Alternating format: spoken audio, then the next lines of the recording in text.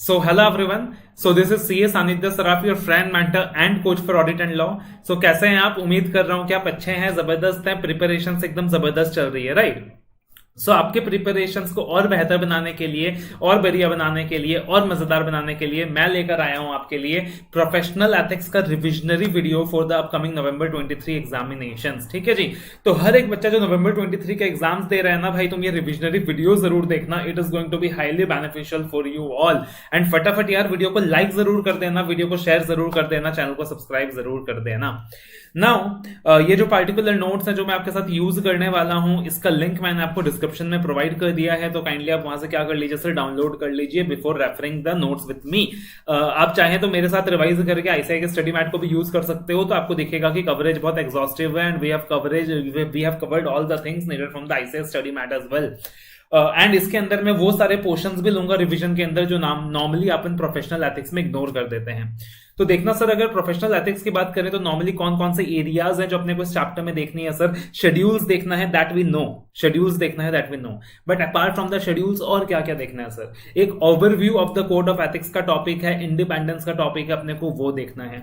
This is one of the topic that is underrated, that is ignored. उसके अलावा CA act का topic है, वो देखना है। उसके अलावा काउंसिल जनरल गाइडलाइंस 2008 का टॉपिक है, वो देखना है। तो ओवरऑल कुल मिलाकर सर ये 4 टॉपिक्स आपको देखने हैं in the chartered accountants act in the professional ethics chapter.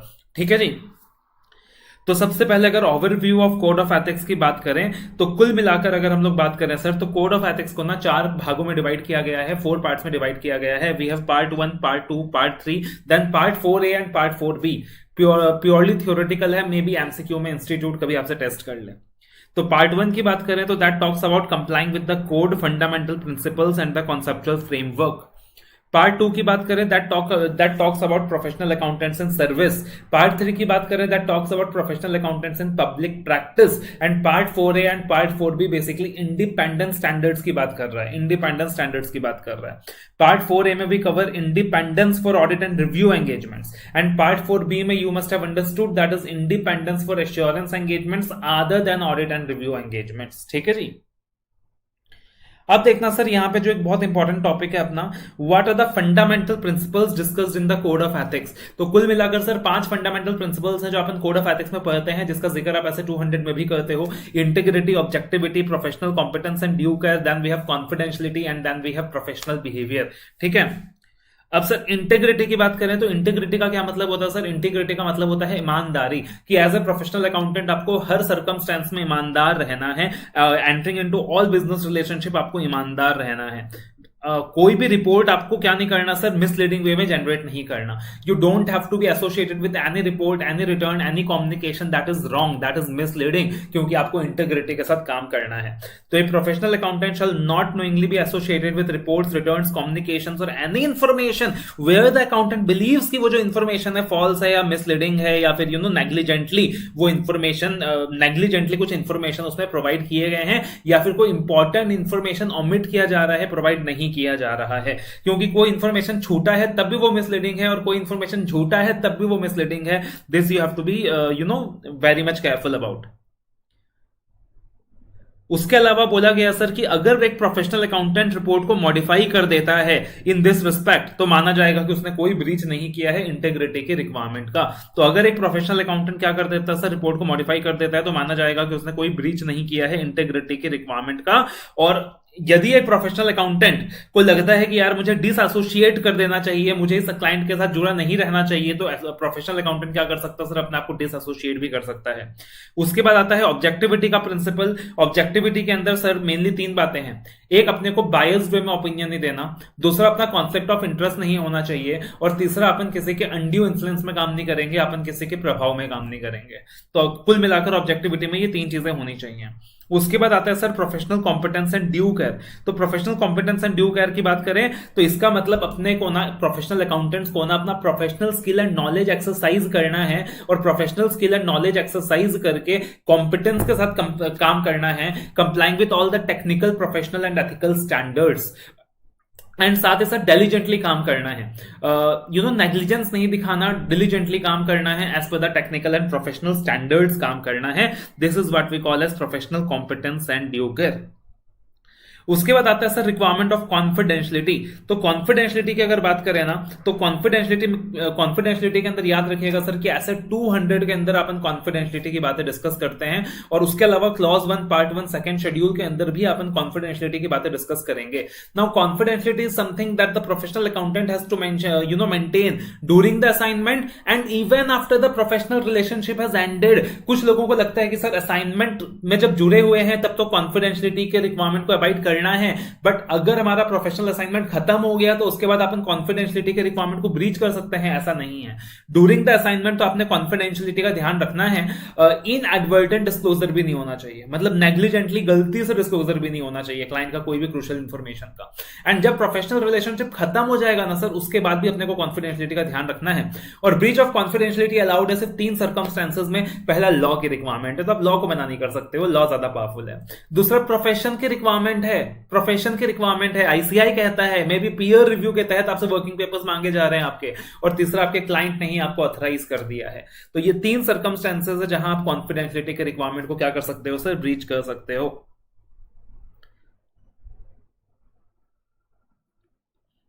And उसके बाद आता है सर प्रोफेशनल बिहेवियर। उसके बाद क्या आता है, प्रोफेशनल बिहेवियर, सेक्शन 115। तो प्रोफेशनल बिहेवियर सब सेक्शन 115। तो प्रोफेशनल बिहेवियर का क्या मतलब हो गया सर, कि आपने कुछ भी ऐसा नहीं करना है जिससे इंस्टीट्यूट की बदनामी हो। अपने को समझना होगा कि we are representing our mother institute, we are representing ICAI. तो अपने को कुछ भी ऐसा नहीं करना है जिससे कि इंस्टीट्यूट की बदनामी हो। अपने को ईमानदार रहना है, हॉनेस्ट रहना है, ट्रुथफुल रहना है। अपने को ना एक्साग्रेटेड क्लेम्स नहीं करना। मतलब पता चला कि यार अपन उतना काम करते नहीं जितना अपन अपना बोस्ट करते हैं, अपने तारीफों का पुल बांधते हैं। तो अपने को ऐसा काम नहीं करना। अपने को ऐसा नहीं करना यार कि खुद को एग्जैगरेट करके दिखा रहे हैं, सामने वाले को नीचा दिखा रहे हैं, अपने काम को दूसरे से कंपेयर कर रहे हैं और बता रहे हैं कि देखो वो कितना खराब काम कर रहा है, देखो मैं कितना अच्छा काम कर रहा हूं। अपने को किसी तरीके से क्या नहीं करना सर, एडवर्टाइजिंग नहीं करना। इनडायरेक्टली अपने को क्या नहीं करना सर, एडवर्टाइजिंग नहीं करना। दूसरे को नीचा दिखाकर, अपने काम को सुपीरियर दिखाकर क्लाइंट को सॉलिसिट नहीं करना। ये सारी चीज अपने को नहीं करनी है। This is what comes in the professional behavior.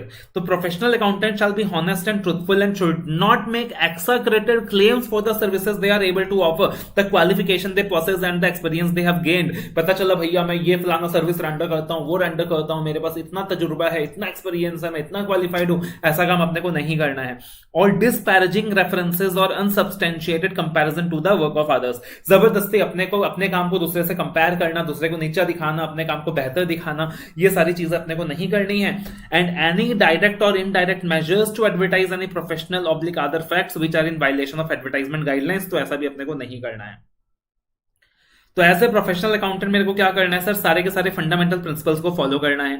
और अगर कभी भी ऐसा होता है कि मैं फंडामेंटल प्रिंसिपल्स को फॉलो नहीं कर पा रहा, या ऐसा हो सकता है कि एक फंडामेंटल प्रिंसिपल को फॉलो करने जाऊं तो दूसरा वायलेट हो रहा है, दूसरा को फॉलो करने जाऊं तो तीसरा वायलेट हो रहा है, कॉन्फिडेंशियलिटी को फॉलो करने जाऊं तो इंटीग्रिटी वायलेट हो रहा है, इंटीग्रिटी को फॉलो करने जाऊं तो कॉन्फिडेंशियलिटी वायलेट हो रहा है। तो उस सिचुएशन में क्या बोलूंगा मैं कि अब मैं क्या करूं, I am in state of confusion, अब मैं क्या करूं। तो अब मैं बातचीत करूंगा, अब मैं कंसल्ट करूंगा। किससे कंसल्ट करूंगा सर, ऑर्गेनाइजेशन के अंदर में भी जो लोग काम कर रहे हैं उनसे कंसल्ट करूंगा, दोस्त चादत गवर्नेंस से कंसल्ट करूंगा, इंस्टीट्यूट से कंसल्ट करूंगा, लीगल काउंसिल से कंसल्ट करूंगा। इन लोगों से मैं कंसल्ट करूंगा। बट इन लोगों से कंसल्ट करने से क्या मेरी जिम्मेदारी कम हो जाएगी? The answer is no. इन लोगों से कंसल्ट करने से भी मेरी जिम्मेदारी कम नहीं होगी। मैं अपने रेफरेंस के लिए, अपनी मदद के लिए इनसे कंसल्ट ले सकता हूं। तो सर मेरे को क्या करना है, ये फंडामेंटल प्रिंसिपल्स फॉलो करने हैं। लेकिन बोलना आसान है भाई कि फंडामेंटल प्रिंसिपल्स फॉलो करने हैं, ये 5 सिद्धांत फॉलो करने हैं, 5 प्रिंसिपल्स फॉलो करने हैं। प्रैक्टिकली उतना आसान भी नहीं है। There is always a possibility of the threats to independence. हमेशा पॉसिबिलिटी है कि कुछ थ्रेट्स रहे in complying with the fundamental principles. There might be some threat. For example अपन 5 तरीके के थ्रेट्स देखेंगे सर, कि 5 तरीके के थ्रेट्स होते हैं इन complying with the fundamental principles. तो अब मेरे को क्या करना है सर, मेरे को ना इन थ्रेट्स को आइडेंटिफाई करना है कि ऐसी कौन कौन से खतरे हैं, ऐसी कौन कौन से रुकावटें हैं, ऐसे कौन कौन से थ्रेट्स हैं जो मेरे को रोकने वाला है इन complying with the fundamental principles. उन थ्रेट्स को मेरे को ना इवैल्युएट करना है। अब थ्रेट्स को इवैल्युएट करने के बाद मेरे को देखना है कि सर मैं उस थ्रेट को क्या कर सकता हूं, एक्सेप्टेबल लेवल पे ला सकता हूं कि नहीं। क्योंकि नॉर्मली क्या होता है कि सर थ्रेट को एलिमिनेट करना मुश्किल होता है, बट मैं थ्रेट को क्या कर सकता हूं सर, एक्सेप्टेबल लेवल तक ला सकता हूं। तो I need to identify the threats. To compliance with the fundamental principles, I need to evaluate the threats and I need to address the threats by eliminating or reducing them to an accept level. पहला कोशिश होगा eliminate कर सकूं, but eliminate नहीं कर पाया तो sir at least reduce कर सकूं उनको to an acceptable level. और threats मिला के सर कुल मिला के 5 कैटेगरीज में डिवाइडेड है. एक होता है सेल्फ इंटरेस्ट थ्रेट, एक होता है सेल्फ रिव्यू थ्रेट, एक होता है एडवोकेसी थ्रेट, एक होता है फैमिलियरिटी थ्रेट, एक होता है इंटिमिडेशन थ्रेट. तो मेरा अगर कोई सेल्फ इंटरेस्ट थ्रेट है क्लाइंट के साथ, क्या सर मेरा कोई सेल्फ इंटरेस्ट थ्रेट है, कोई पर्सनल इंटरेस्ट है, कोई फाइनेंशियल इंटरेस्ट है, कि वहां पे क्या हो रहा है यार कि मेरा फाइनेंशियल इंटरेस्ट है, अगर मैं क्लाइंट के बारे में मॉडिफाइड ओपिनियन जारी कर देता हूं तो मेरा नुकसान हो जाएगा, या तो पर्सनल लॉस हो जाएगा या फाइनेंशियल लॉस हो जाएगा, तो हो सकता है कि मैं इंडिपेंडेंटली काम ना कर पाऊं, उसको बोलते हैं सेल्फ इंटरेस्ट थ्रेट. एक होता है सेल्फ रिव्यू थ्रेट, कि कोई काम मैंने ही किया है, क्लाइंट का कोई काम मैंने ही किया है या मैंने ही करवाया है. फॉर एग्जांपल फाइनेंशियल स्टेटमेंट्स मैंने ही बनाए हैं, इंटरनल कंट्रोल सिस्टम मैंने ही डिजाइन किया है, और उसके बाद मेरे को उसी चीज को रिव्यू करने को दिया जा रहा है. तो सर कोई काम मैंने ही करा है, मेरे ही जजमेंट के अकॉर्डिंग वो चीज हुई है, और फिर बाद में मेरे को ही रिव्यू करने के लिए दिया जा रहा है, तो वो भी एक थ्रेट है कि मैं अपना काम ईमानदारी से नहीं करूंगा. तीसरी चीज है sir advocacy threat. Advocacy threat का मतलब है मैं क्लाइंट को एडवोकेट कर रहा हूं, मैं क्लाइंट को प्रमोट कर रहा हूं. तो अगर मैं क्लाइंट को एडवोकेट कर रहा हूं, मैं क्लाइंट को प्रमोट कर रहा हूं, फॉर एग्जाम्पल क्लाइंट का आईपीओ मैंने लॉन्च करा है, क्लाइंट के आईपीओ को मुझे मैनेज करना है, क्लाइंट को बिजनेस मेरे को दिलाना है, क्लाइंट का आईपीओ का सक्सेस मेरी जिम्मेदारी है, तो मैं क्लाइंट को एडवोकेट कर रहा हूं, वहां मैं क्लाइंट के बारे में अच्छी अच्छी चीजें बता रहा हूं, तो इन दैट सिचुएशन सर मेरा ऑब्जेक्टिविटी कॉम्प्रोमाइज हो सकता है. उसके बाद होता है फैमिलियरिटी थ्रेट. ये दोस्ती हम नहीं छोड़ेंगे. तो भैया बहुत लंबा रिलेशन है क्लाइंट के साथ, बहुत लंबे समय से क्लाइंट के साथ दोस्ती चल रही है, याराना चल रही है, 40-50 साल का रिलेशन है. तो इन दैट सिचुएशन एक यार बॉन्डिंग बन जाती है, एक सिंपैथेटिक बिहेवियर बन जाता है. तो वो सिंपैथेटिक बिहेवियर बहुत खतरनाक है. सो दैट इज वाई आई से रोटेशन ऑफ ऑडिटर्स का भी कॉन्सेप्ट लेकर आया हुआ है कि आपको क्या करना होगा सर, रोटेट करना होगा. एक सीए फर्म 40-50 साल तक ऑडिट नहीं कर सकता, तो उस चीज को कहते हैं सर फैमिलियरिटी थ्रेट. और पांचवा होता है इंटिमिडेशन थ्रेट. आपका क्लाइंट आपको धमका रहा है, आपका क्लाइंट आपको डरा रहा है, आपका क्लाइंट आपको धमका रहा है, आपका क्लाइंट आपको डरा रहा है, अपना अंडर इन्फ्लुएंस एक्सरसाइज कर रहा है. मिस्टर ऑडिटर तो हमारे खिलाफ नेगेटिव रिपोर्टिंग जारी करेगा, हम तेरे ऑडिट फीस कम कर देंगे. मिस्टर ऑडिटर हम तेरे खिलाफ लिटिगेशन फाइल कर देंगे, तेरे खिलाफ केसेस फाइल कर देंगे, तेरे को निकाल देंगे, तेरे को असाइनमेंट से बाहर कर देंगे, किसी और को ऑडिट कर देंगे, इस तरीके की चीजें. तो ये होता है सर इंटिमिडेशन थ्रेट. तो यहाँ एग्जांपल्स दिए हैं, what are the circumstances that may create self interest threat, self review threat, advocacy threat, familiarity threat, intimidation threat. एक बार आप गो थ्रू कर सकते हैं. तो सेल्फ इंटरेस्ट थ्रेट का मतलब वही हो गया सर, मेनली या तो पर्सनल इंटरेस्ट है या फाइनेंशियल इंटरेस्ट है. फाइनेंशियल इंटरेस्ट है, कंपनी के शेयर्स वगैरह खरीद रखे हैं, कंपनी से मोटा फीस आता है, कंपनी को खोने का डर है, तो वो सारा क्या हो गया sir, self interest threat. Self review threat की सर मैंने ही एश्योरेंस का काम किया है, मैंने फाइनेंशियल स्टेटमेंट्स बनाए हैं, मैंने इंटरनल कंट्रोल सिस्टम तैयार किया है, तो ये हो गया सारा सेल्फ रिव्यू थ्रेट. उसके बाद एडवोकेसी थ्रेट की मैं ही क्लाइंट के क्या कर रहा हूं सर, शेयर्स को एडवोकेट कर रहा हूं, क्लाइंट को लिटिगेशन में असिस्ट कर रहा हूं, क्लाइंट का कोई केस चल रहा है सेबी के वहां पे और मैं ही क्लाइंट का लॉयर हूं, मैं ही क्लाइंट को एडवोकेट कर रहा हूं, क्लाइंट को डिफेंड कर रहा हूं. तो ये होता है सर सारा का सारा एडवोकेसी थ्रेड. उसके बाद होता है फैमिलियरिटी थ्रेड. तो लंबी दोस्ती, लंबा याराना, close immediate family relationship with the director officer of the company, right. तो क्लोज रिलेशनशिप है, लॉन्ग एसोसिएशन है ऑडिट टीम का, लॉन्ग एसोसिएशन है विद द ऑडिट क्लाइंट. तो ये हो गया फैमिलियरिटी थ्रेड. एंड उसके बाद होता है सर इंटिमिडेशन थ्रेड, जहां क्लाइंट आपको धमका रहा है, डरा रहा है, बोल रहा है कि तुम्हारा प्रमोशन नहीं होगा, तुम्हारा प्रमोशन रोक देंगे, तुमको नया क्लाइंट नहीं देंगे, तुमको नए ब्रांचेस का ऑडिट नहीं देंगे, तुमको निकाल देंगे, तुम्हारा फीस कम कर देंगे, इस तरीके की चीजें. अब ये होता है sir identification of thread. Second step होता है इवैल्यूएशन ऑफ थ्रेड. मेरे को क्या करना है, या तो थ्रेड को एलिमिनेट करने की कोशिश करनी है या एक्सेप्टेबल लेवल तक लेके आना है. अब ये चीज मैं कैसे करूंगा सर, मैं परफॉर्म करूंगा RITP test, reasonable and informed third party test. इसका क्या मतलब होता है sir, RITP test, reasonable and informed third party test. इसका मतलब सर एक थर्ड पार्टी जिसको थोड़ा बहुत नॉलेज है फाइनेंशियल स्टेटमेंट का, जरूरी नहीं है कि वो क्वालिफाइड अकाउंटेंट है, बट एक ऐसा थर्ड पार्टी जिसको थोड़ा बहुत नॉलेज है फाइनेंशियल स्टेटमेंट्स का, यदि वो थर्ड पार्टी मेरे काम को इवैल्यूएट करे और वो थर्ड पार्टी मेरे काम को इवैल्यूएट करके, मेरी परिस्थितियों को इवैल्यूएट करके, पॉलिसीज जो भी पॉलिसीज है, प्रोसीजर्स है, उनको इवैल्यूएट करके वो थर्ड पार्टी बोले कि भैया कोई दिक्कत की बात नहीं है, हमें ऐसा लग रहा है कि आप इंडिपेंडेंटली काम कर पाएंगे, हमें ऐसा लग रहा है कि आप इम्पार्शियल मैनर में काम कर पाएंगे, तो इसका मतलब हम सही मायनों में हम इम्पार्शियल मैनर में काम कर पाएंगे।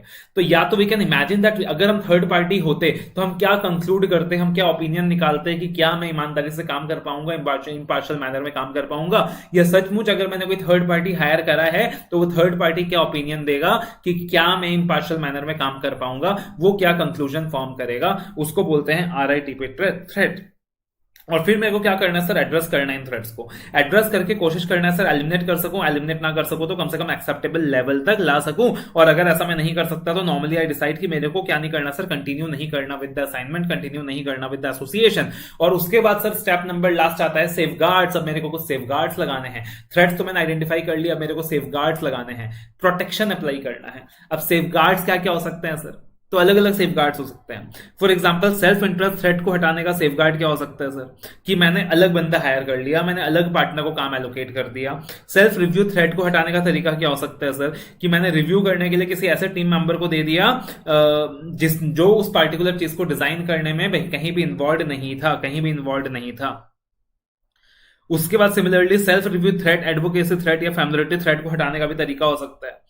अपन नए बंदे हटा सकते हैं, अपन एग्रीमेंट सेंटर कर सकते हैं, we can outsource the work to a new CA firm, we can hire more qualified personnel. तो इस तरीके से काफी सारे अलग अलग तरीके हो सकते हैं, अलग अलग सेफगार्ड्स हो सकते हैं टू रिड्यूस दोज थ्रेट्स। तो ये हो गया सर अपना overview to the code of ethics. तो चांसेस है कि यहां से क्वेश्चन पूछा जाए, because that is one of the area जो अपन इग्नोर करते हैं, ठीक है। उसके बाद आता है सर चार्टर्ड अकाउंटेंट्स एक्ट वाला पार्ट। तो चार्टर्ड अकाउंटेंट्स एक्ट वाले पार्ट की बात करें सर, तो सबसे पहले आता है section 2 subsection 2, that is members जिम टू बी इन प्रैक्टिस। तो अगर एक इंस्टीट्यूट का मेंबर रेमुनरेशन के बदले यानी कंसिडरेशन के बदले ये सारी सर्विसेज प्रोवाइड करता है ना, तो माना जाएगा कि वो इन प्रैक्टिस है। कौन सी सर्विसेज, अकाउंटिंग के सर्विसेज, ऑडिटिंग के services, verification of financial transaction के services, certification of financial accounting के सर्विसेज, या प्रोफेशनल सर्विसेज रेंडर करता है, या किसी प्रकार की मैनेजमेंट कंसल्टेंसी सर्विसेज प्रोवाइड करता है। तो अगर एक इंस्टीट्यूट का मेंबर अकाउंटेंसी की सर्विस प्रोवाइड करता है, ऑडिट की प्रोवाइड करता है, सर्टिफिकेशन ऑफ फाइनेंशियल अकाउंटिंग की करता है, फाइनेंशियल सर्विसेज रेंडर करता है, या फिर मैनेजमेंट कंसल्टेंसी सर्विसेज प्रोवाइड करता है और रेमुनरेशन के बदले करता है, कंसिडरेशन के बदले करता है, फ्री में नहीं करता है, तो मानेंगे कि वो इन प्रैक्टिस है। और उसके बाद देखना होगा सर उसने COP ले रखा है या नहीं ले रखा है। COP ले रखा है तो बहुत अच्छी बात है, COP नहीं ले रखा है तो फिर उसके ऊपर लगने वाला है पेनल्टी, ठीक है जी। ले रखा है तो बहुत अच्छी बात है, नहीं ले रखा है तो उसके ऊपर लगने वाला है पेनल्टी। उसके बाद आता है सर मैनेजमेंट कंसल्टेंसी सर्विसेज, कि एक CA इन प्रैक्टिस क्या कर सकता है sir, management consultancy services provide कर सकता है। और अगर रेमुनरेशन के बदले वो मैनेजमेंट कंसल्टेंसी सर्विसेज प्रोवाइड करता है तो माना जाएगा कि वो इन प्रैक्टिस है, deemed to be in practice है। बट एक चीज याद रखिएगा सर, एक मेंबर ऑफ द इंस्टीट्यूट भले ही मैनेजमेंट कंसल्टेंसी सर्विसेज प्रोवाइड कर सकता है, लेकिन कंपनी का अगर एक स्टैट ऑडिटर है ना, तो वो स्टैट ऑडिटर कभी भी मैनेजमेंट कंसल्टेंसी सर्विसेज प्रोवाइड नहीं कर पाएगा। याद करो सेक्शन 144, याद करो section 144 of the companies act, की कंपनी का जो स्टैट ऑडिटर होगा ना, वो कभी भी मैनेजमेंट कंसल्टेंसी सर्विसेज प्रोवाइड नहीं कर पाएगा। अब मैनेजमेंट कंसल्टेंसी सर्विसेज में क्या चीजें आ गई, तो all those things that relates to consultancy, that is other than auditing, that is other than taxation.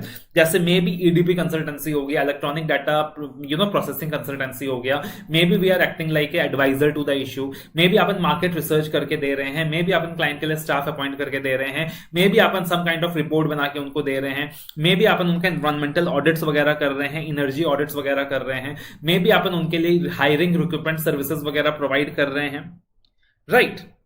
May be अपन उनके लिए रजिस्टर्ड वैल्यूअर का काम कर रहे हैं, we are acting like a registered valuer for them.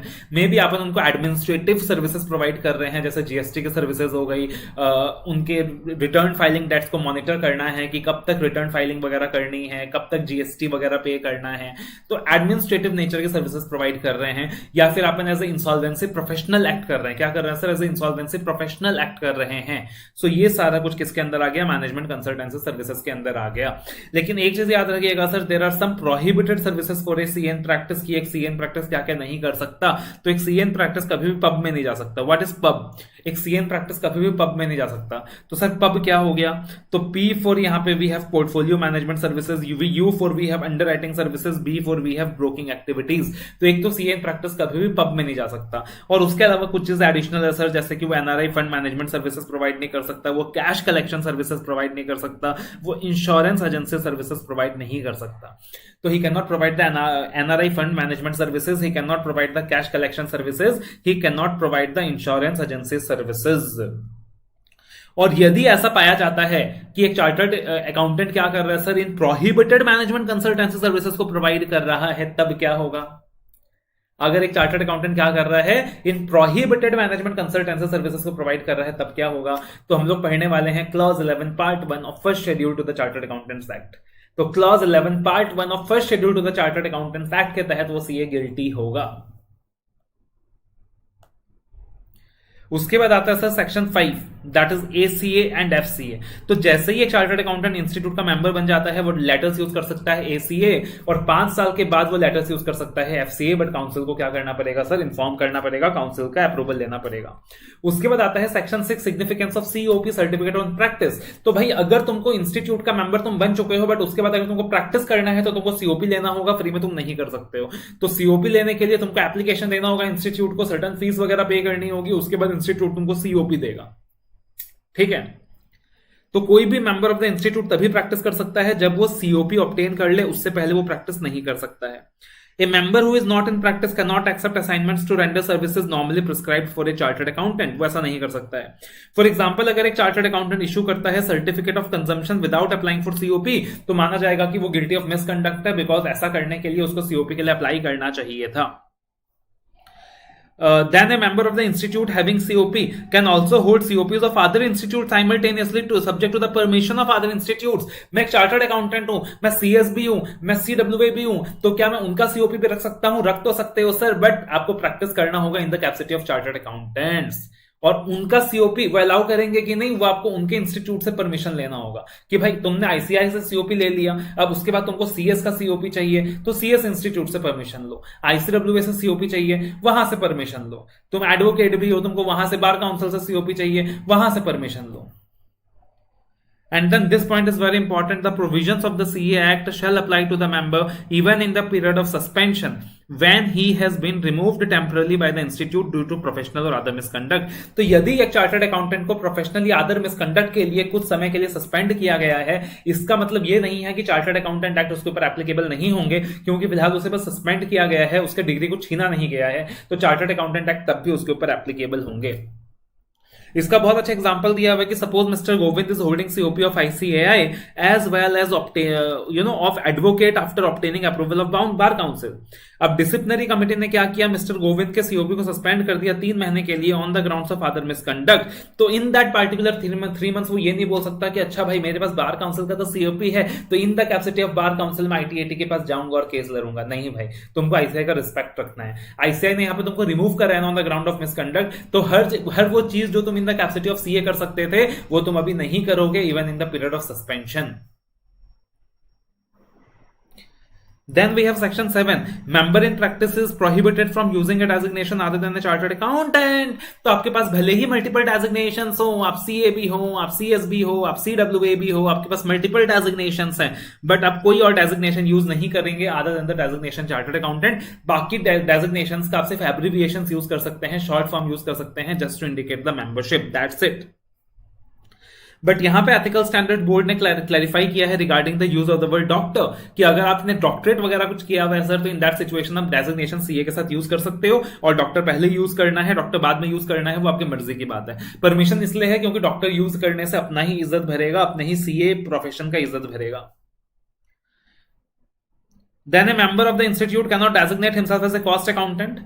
Right, वो ये designate नहीं कर सकता कि I am a cost accountant. वो लेटर्स यूज कर सकता है, सीमा AICWA तो अब नहीं होता, तो वो लेटर्स यूज कर सकता है कि you know he can just use the abbreviation to show that I am a cost accountant, but he can not designate कि मैं कॉस्ट अकाउंटेंट हूं. लेटर्स यूज कर सकता है. It is improper for a CA to state in his professional document कि वो एक income tax consultant है, कॉस्ट कंसल्टेंट है, कंपनी सेक्रेटरी है, मैनेजमेंट कंसल्टेंट है. वो ऐसा कुछ नहीं कर सकता. A member in practice is not permitted to use the designation corporate lawyer. वो ऐसा भी वो कॉर्पोरेट लॉयर बोल के भी अपना डेजिग्नेशन यूज नहीं कर सकता. The member may apply for and obtain registration as category for merchant banker. Member क्या कर सकता है सर, अप्लाई कर सकता है और ऑब्टेन कर सकता है registration as category for merchant banker, कोई दिक्कत की बात नहीं है। Members are permitted to mention membership of a foreign institute of accountancy. Mention तो कर सकते हैं हम membership of foreign institute of accountancy, but it depends on कि अपना क्या, अपने गवर्नमेंट का, अपने आईसीएआई का क्या मेमोरेंडम ऑफ अंडरस्टैंडिंग है उस फॉरेन इंस्टीट्यूट ऑफ अकाउंटेंसी के साथ। तो अगर हमारा जो मेमोरेंडम ऑफ अंडरस्टैंडिंग है वो परमिट करता है तो हम उनके फॉरेन मेंबरशिप को क्या कर सकते हैं सर, स्टेट कर सकते हैं, यूज कर सकते हैं, कोई दिक्कत की बात नहीं है। उसके बाद we have section 8 disabilities for the purpose of membership. तो यहां पे आप देखोगे कि कुल मिलाकर ना 6 सर्कमस्टेंसेस दिया है कि एक पर्सन को डिबेयर कर दिया जाएगा from having his name entered into the register of members, भले उसने क्या कर लिया सर, सीए के एग्जाम्स क्लियर कर लिया। तो 6 सर्कमस्टेंसेस हैं। पहला 21 ईयर्स का एज उसने अटेंड नहीं करा है at the time of his application for the entry of his name in the register. दूसरा, वो व्यक्ति अनसाउंड माइंड का है, सो पागल है, दिमागी संतुलन खराब है एंड कॉम्पिटेंट कोर्ट ने डिक्लेयर किया कि वो पागल है। तीसरा, वो व्यक्ति अनडिस्चार्ज इंसॉल्वेंट है, दिवालिया हो गया है और कोर्ट ने अभी तक उससे डिस्चार्ज नहीं किया है from his certificate of insolvency.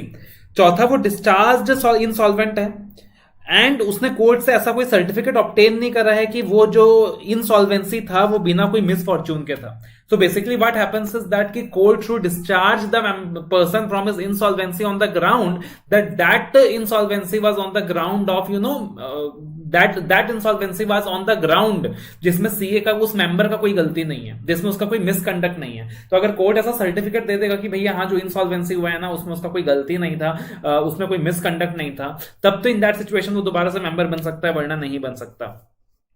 पांचवा, circumstances that if he has been convicted by a competent court of any offense involving moral turpitude, ऐसा कोई ऑफेंस जो समाज की नजरों से गलत है। एंड छठा, that he has been removed from the membership of the institute for being guilty of professional or other misconduct।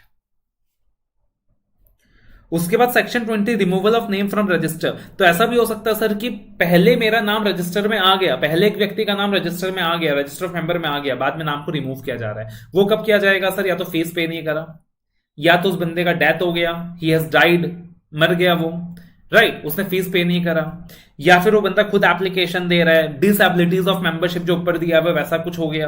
तो in all this circumstances the council can remove the name of the member. और जब वो व्यक्ति दोबारा से fees देगा तो in that circumstance उसके मेंबरशिप को रिस्टोर कर दिया जाएगा। Restoration of membership, effective date of restoration क्या होगा। अब देखना सर, अगर रिस्टोरेशन का एप्लीकेशन और requisition fee within 1 year from the same year, within the same year of removal application दे दिया जाता है कि जो एप्लीकेशन फॉर रिस्टोरेशन और जो रिक्विजिशन फीस है वो दे दिया गया है within the same year of removal. जिस साल सीए को रिमूव किया ना, सेम साल एप्लीकेशन दे दिया कि प्लीज रिस्टोर माय नेम और फीस भी पे कर दिया, तो हम ऐसा मानेंगे कि आपका नाम कभी रजिस्टर से रिमूव ही नहीं किया गया था। Restoration shall be with effect from the date on which it was removed from the register. लेकिन अगर एप्लीकेशन अपने सेम ईयर में नहीं दिया है, फीस अपने सेम ईयर पे नहीं करा है, अगले साल पे कर रहे हो, तो जिस दिन फी पे करोगे उस दिन से रिस्टोरेशन माना जाएगा। और अगर restoration of name BOD, board of discipline या डिसिप्लिनरी कमेटी के ऑर्डर्स के हिसाब से है, एपलेट अथॉरिटी या हाई कोर्ट के ऑर्डर्स के हिसाब से है, तो उनके हिसाब से ही रिमूवल होगा। Then we have cancellation and restoration of COP. तो रेगुलेशन 10 के अंदर लिखा हुआ है कि सीओपी कब कब कैंसिल हो सकता है। तो name of holder of certificate या तो रजिस्टर से रिमूव हो गया, name of holder of certificate या तो रजिस्टर से रिमूव हो गया, तो सीओपी भी ऑटोमेटिकली कैंसिल हो जाएगा। या फिर अगर काउंसिल सेटिस्फाई हो गया कि आपने जो सर्टिफिकेट ऑफ प्रैक्टिस लिया था वो झूठ बोलकर लिया था, on the basis of incorrect misleading information लिया था, तब भी वो सर्टिफिकेट क्या हो जाएगा सर, कैंसिल हो जाएगा। या फिर आपने प्रैक्टिस करना ही बंद कर दिया, सीज टू प्रैक्टिस, या फिर आपने अपना फीस पे नहीं करा, तो on all this ground COP आपका क्या हो जाएगा सर, कैंसिल हो जाएगा। Section 24 penalty for falsely claiming to be a member. एक ऐसा व्यक्ति जो इंस्टीट्यूट का मेंबर नहीं है बट रिप्रेजेंट करता है कि मैं इंस्टीट्यूट का मेंबर हूं, या जिसके पास सीओपी नहीं है बट रिप्रेजेंट करता है कि मेरे पास सीओपी है, तो पेनल्टी लगने वाला है सर फर्स्ट कन्विक्शन में अप टू 1000 रुपए, सब्सिक्वेंट कन्विक्शन में 5000 रुपए तक का फाइन लगने वाला है, या 6 महीने तक की आपको इंप्रिजनमेंट हो सकती है, या दोनों भी हो सकता है। First conviction fine up to 1000 rupees, subsequent conviction imprisonment जो कि एक्सटेंड हो सकती है अप टू 5000 रुपीज, इंप्रिजनमेंट जो कि एक्सटेंड हो सकती है अप टू 6 मंथ्स और बोथ। आपको लग सकता है सर पेनल्टी बस इतना ही लगेगा क्या, तो भाइयों ये पेनल्टी तो सिर्फ सीए एक्ट में दिया हुआ है, section 465 of Indian penal code जो लगेगा वो अलग है, दैट इज डिफरेंट। तो ये तो सिर्फ सीए एक्ट का पेनल्टी है। अब अगला सेक्शन है section 27, that is maintenance of branch officers, जो आपके एग्जाम के लिए बहुत ज्यादा इंपॉर्टेंट है। तो अगर एक सीए इन प्रैक्टिस का ना एक फर्म है और उनके मल्टीपल ब्रांचेस हैं, तो अगर मल्टीपल ब्रांचेस है तो यार हर ब्रांच का ना एक सेपरेट इंचार्ज भी होना चाहिए। क्या होना चाहिए? सेपरेट इंचार्ज भी होना चाहिए। और वो जो सेपरेट इंचार्ज है वो भी एक मेंबर ऑफ द इंस्टीट्यूट होना चाहिए, और वो उस पार्टिकुलर शहर में रहना चाहिए एटलीस्ट 182 डेज इन ईयर। कितना? एटलीस्ट 182 डेज इन ईयर, जहां का वो सेपरेट इंचार्ज है। अब यहां पे सर एग्जम्पशंस दिया हुआ है, एग्जम्पशंस दिया हुआ है, exemption has been given to members practising in hilly areas subject to certain conditions. तो सर जो हिली एरियाज के मेंबर्स है ना, उनको सर्टेन एग्जम्पशंस दिया हुआ है कि आपको सेपरेट इंचार्ज अपॉइंट करने की जरूरत नहीं है, आपको सेपरेट इंचार्ज अपॉइंट करने की जरूरत नहीं है। क्या क्या एग्जम्पशन दिया है? Such member will be allowed to open temporary office in city in the plains for a limited period of not more than 3 months in a year. कि साल में 3 महीने तक आप प्लेन एरिया में ऑफिस ओपन कर सकते हो, आप रीएलोकेट कर सकते हो, तो आपके ही बंदे यहां पे आ जाएंगे, आपको सेपरेट इंचार्ज की जरूरत नहीं है। Name board of the firm in the temporary office should not be displayed at times other than the period such office is permitted to function. लेकिन जो टेम्पररी ऑफिस होगा आपका, वहां पे नेम बोर्ड सिर्फ उसी पार्टिकुलर टाइम के लिए रहेगा जिस टेम्पररी टाइम पीरियड के लिए आप उस जगह पे आए हो। वो जो टेम्पररी टाइम पीरियड होगा उसमें आप अपना रेगुलर ऑफिस बंद नहीं करोगे, और जो भी आपका लेटर हेड्स वगैरह होगा उसमें आप अपना टेम्पररी ऑफिस को प्लेस ऑफ बिजनेस नहीं बताओगे, क्योंकि वो तो टेम्पररी ऑफिस है ना। वैसे तो आपका मान लीजिए कि लेटर से सीए फर्म उत्तराखंड में है, बट वहां जो स्नो वगैरह का प्रॉब्लम होता है, जो हिल्स वगैरह का प्रॉब्लम होता है, उसकी वजह से आप साल में 3 महीने तक दिल्ली में आते हो, तो आपका जो विजिटिंग कार्ड वगैरह रहेगा वहां तो उत्तराखंड ही आपका एड्रेस दिया रहेगा, वो तो आपका टेम्पररी ऑफिस का एड्रेस वहां नहीं दिया रहेगा, और ना ही वो रेगुलर ऑफिस वहां पे बंद होगा। और सिर्फ 3 महीने तक ही ये चीज अलाउड है, उससे ज्यादा अलाउड नहीं है, और आपको आईसीआई को इसके बारे में जानकारी देनी होगी। And apart from hilly areas, और एग्जम्पशन कब मिलेगा? हम हिली एरियाज में नहीं बैठे बट अपने को सेपरेट इंचार्ज अपॉइंट नहीं करना, तब एग्जम्पशन कब मिलेगा? तो वो सेकंड ऑफिस अगर सेम प्रीमाइसेस में है, सेम बिल्डिंग में है, अगर वो सेकंड ऑफिस जो है सेम प्रीमाइसेस में है, या सेम शहर में है, या with in 50 kilometres from the municipal limits of the city में है, अगर वो जो हमारा सेकंड ऑफिस है वो सेम प्रीमाइसेस में है, या सेम शहर में है, या with in 50 kilometres from the municipal limits of the city में है जिसमें फर्स्ट ऑफिस सिचुएटेड है, तो अपने को वहां पे सेपरेट इंचार्ज की जरूरत नहीं है। सेक्शन 21 सर डिसिप्लिनरी प्रोसीजर की बात करता है। अब देखना अपने शेड्यूल्स में ना 2 शेड्यूल है, एक शेड्यूल 1 है, एक शेड्यूल 2 है। शेड्यूल 1 में अगर एक सीए इन प्रैक्टिस, शेड्यूल 1 के अंदर अगर एक सीए इन प्रैक्टिस ने, मेंबर ऑफ द इंस्टीट्यूट ने, सीए इन सर्विस ने, किसी ने भी अगर कोई भी कांड किया है, कोई भी ऑफेंस किया है, तो वो मामला प्लेस किया जाता है बीओडी के सामने, बोर्ड ऑफ डिसिप्लिन के सामने। और शेड्यूल 2 का कोई ऑफेंस किया है तो वो मामला प्लेस किया जाता है डिसिप्लिनरी कमेटी के सामने। अब बोर्ड ऑफ डिसिप्लिन के होते हैं लिमिटेड पावर्स और डिसिप्लिनरी कमेटी के होते हैं ज्यादा पावर्स। बोर्ड ऑफ डिसिप्लिन के पास पावर होता है कि सर वो मेंबर को धमका के छोड़ सकता है, रिप्रीमेंड कर सकता है, 3 महीने तक रजिस्टर से नाम हटा सकता है, या लाख रुपए तक फाइन लगा सकता है, ठीक है। और डिसिप्लिनरी कमेटी की बात करें सर, तो डिसिप्लिनरी कमेटी रिप्रीमेंड भी कर सकता है, वो परमानेंटली भी जो मेंबर का नाम है रजिस्टर से हटा सकता है, और 5 लाख रुपए तक का फाइन लगा सकता है, 5 लाख रुपए तक का फाइन लगा सकता है। एक्ट के अंदर ही सर एक केवाईसी नॉर्म्स का पार्ट भी है कि हर सीए इन प्रैक्टिस को ना कुछ केवाईसी नॉर्म्स मेंटेन करना होगा, know your client norms maintain करने होंगे, know your customer norms maintain करने होंगे। अगर आपका क्लाइंट एक इंडिविजुअल है, प्रोप्राइटर है, तो आप उनका नाम मेंटेन कीजिए, उनका पैन नंबर लीजिए, आधार कार्ड लीजिए, बिजनेस डिस्क्रिप्शन बताइए, copies of last audited financial statements बताइए, एंड टाइप ऑफ एंगेजमेंट बताइए। अगर आपका क्लाइंट एक कॉर्पोरेट एंटिटी है, सो इन दैट सिचुएशन आप इंडिविजुअल का नाम बताइए, जो पेरेंट कंपनी है उनका नाम बताइए, बिजनेस डिस्क्रिप्शन बताइए, copies of last audited financial statements बताइए, कंपनी का पैन नंबर बताइए, कंपनी का आइडेंटिफिकेशन नंबर बताइए, उनके डायरेक्टर्स का नाम एड्रेस बताइए, डायरेक्टर्स का डिन नंबर बताइए, एंड टाइप्स ऑफ एंगेजमेंट के बारे में बताइए। और अगर आपका क्लाइंट एक पार्टनरशिप फर्म है सर, तो in that situation name and address of entity बताइए, पैन नंबर बताइए, बिजनेस डिस्क्रिप्शन बताइए, पार्टनर्स के नाम, पार्टनर्स के एड्रेस बताइए, copies of last audited financial statements दीजिए, एंड टाइप्स ऑफ एंगेजमेंट के बारे में बताइए।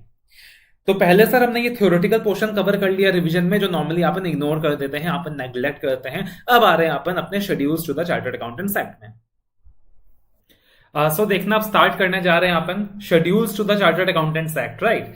तो अगर शेड्यूल्स की बात करें सर, तो हमारे पास 2 शेड्यूल्स है कुल मिलाकर, वी हैव 2 शेड्यूल्स। आप ये याद रखना कि शेड्यूल 1 नॉर्मली ना तब लगता है कि जब सीए अपने दफ्तर में बैठा होता है, और शेड्यूल 2 नॉर्मली तब लगता है जब सीए अपने क्लाइंट के प्रीमाइसेस में जाता है, ठीक है, जब वो ऑडिट करने जाता है।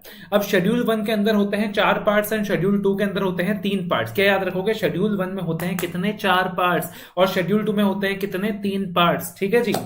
अब पहला जो पार्ट 1 होगा शेड्यूल 1 का, वो किसके लिए होगा? प्रैक्टिस वालों के लिए होगा। फिर किसके लिए होगा? सर्विस वालों के लिए होगा। पहले प्रैक्टिस वालों के लिए, फिर सर्विस वालों के लिए, फिर जनरली सबके लिए, और फाइनली अदर मिसकंडक्ट। पहला 3 पार्ट प्रोफेशनल मिसकंडक्ट, आखिरी वाला अदर मिसकंडक्ट। सिमिलरली शेड्यूल 2 के अंदर पहला वाला पार्ट प्रैक्टिस वालों के लिए, दूसरा सर्विस वालों के लिए। सर्विस वालों के लिए डालूं, लेकिन सर एक प्रॉब्लम है। क्या प्रॉब्लम है? यहाँ 4 पार्ट्स नहीं है, यहाँ तो 3 ही पार्ट्स है। तो एक सर्विस वालों के लिए, एक जनरली वालों के लिए कैसे अकोमोडेट होगा? नहीं हो सकता ना। एक अदर मिसकंडक्ट भी है तो सिर्फ जनरली वालों के लिए। And thirdly is other misconduct. तो ये याद रखना कि भाई आखिरी पार्ट जो है ना वो अदर मिसकंडक्ट है, बाकी सारा प्रोफेशनल मिसकंडक्ट है। यानी part 4 of the first schedule, part 3 of the second schedule, it is other misconduct. Other than that everything is professional misconduct. ठीक है जी। अब part 1 professional misconduct of members in practice, कुल मिलाकर 12 क्लॉजेस हैं। Part 2 professional misconduct of members in service, कुल मिलाकर 2 clauses हैं। Part 2 clauses भी 2। Part 3 professional misconduct of members generally 3 clauses हैं। पार्ट 3 क्लॉजेस भी 3। And part 4 other misconduct of members generally 2 clauses हैं। Schedule to the chartered accountants act, part 1 professional misconduct of members in practice, तो यहां कुल मिलाकर 10 clauses हैं। Part 2 professional misconduct of members generally, कुल मिलाकर 4 क्लॉजेस हैं। And part 3 we have other misconduct. ठीक है। तो अब देखना सर, यहाँ पे शेड्यूल 1 के अंदर पार्ट 1 में आते हैं तो क्लॉज 1 एंड क्लॉज 12 आपको हमेशा साथ में पढ़ना होता है। क्लॉज 1 क्लॉज 12 साथ में पढ़ना होता है, बाकी क्लॉजेस साथ में पढ़ने होते हैं। तो अगर क्लॉज 1 की बात करें तो क्लॉज 1 क्या कहता है? A CA in practice is deemed to be guilty of professional misconduct if he allows any person to practice in his name as a chartered accountant unless such person is also a chartered accountant in practice and in partnership with him और employed by him. कि भैया एक chartered accountant in practice deemed to be guilty of professional misconduct होगा यदि वो किसी और व्यक्ति को अलाउ करता है, किस चीज के लिए? To practice in his name as a chartered accountant. लेकिन वो व्यक्ति भी अगर चार्टर्ड अकाउंटेंट इन प्रैक्टिस है एंड या तो उसके साथ पार्टनरशिप में है या उसका एम्प्लॉय है, तब वो क्या कर सकता है सर? उसके बिहाफ में प्रैक्टिस कर सकता है, उसके बिहाफ में प्रैक्टिस कर सकता है। This is clause 1। अब देखना क्लॉज 12 भी मिलता जुलता है। क्लॉज 12 साइनिंग के बारे में है। Clause 1 is about allowing someone else to practice in my name and clause 12 is about allowing someone else to sign in my name. तो देखिएगा क्लॉज 12 भी सर मिलता जुलता है। तो देखना सर क्लॉज 12, अब क्लॉज 12 किस चीज के बारे में बात करता है सर? साइनिंग के बारे में। कि अगर मैं एक सीएन प्रैक्टिस हूं, मैं deem to be guilty of misconduct होऊंगा, मैं deem to be guilty of professional misconduct होऊंगा if he allows a person not being a member of ICAI in practice और a member not being a partner to sign on his behalf और his firm any balance sheet, P&L report और financial statement. कि भैया मैं किसी और को allow नहीं कर सकता to sign financial statements on the name of the firm. खाली अगर वो मेरा पार्टनर होगा तभी अलाउ कर सकता हूं, वरना नहीं कर सकता। खाली मेरा पार्टनर होगा तभी अलाउ कर सकता हूं, वरना नहीं कर सकता। आईसीआई तो होना ही, मेंबर तो होना ही चाहिए और साथ ही साथ मेरा पार्टनर भी होना चाहिए। तो क्लॉज 1 में बोला था कि मैं क्या कर सकता हूं? मैं दूसरे मेंबर को जो कि मेरा पार्टनर है या मेरा एम्प्लॉय है अलाउ कर सकता हूं to practice in my name. और क्लॉज 12 बोल सकता है कि मैं, क्लॉज 12 बोलता है कि मैं दूसरे को अलाउ कर सकता हूं to sign in my name but provided कि वो मेरा पार्टनर हो। बट यहां पे पार्टिकुलरली फाइनेंशियल स्टेटमेंट्स की बात की जा रही है sir. Balance sheet, P&L report, financial statements की बात की जा रही है। यानी वो सारे सर्कमस्टेंसेस की बात की जा रही है जहां पे अपने को ओपिनियन एक्सप्रेस करना होता है। बट अदर देन दैट जो रूटीन डॉक्यूमेंट्स होंगे सर, उनमें कोई रेस्ट्रिक्शन नहीं है। जो रूटीन डॉक्यूमेंट्स होंगे उसमें एक नॉन मेंबर भी साइन कर सकता है, कोई दिक्कत की बात नहीं है। जो पार्टनर नहीं है वो भी साइन कर सकता है, कोई दिक्कत की बात नहीं है। तो ये हो गया क्लॉज 1 एंड क्लॉज 12।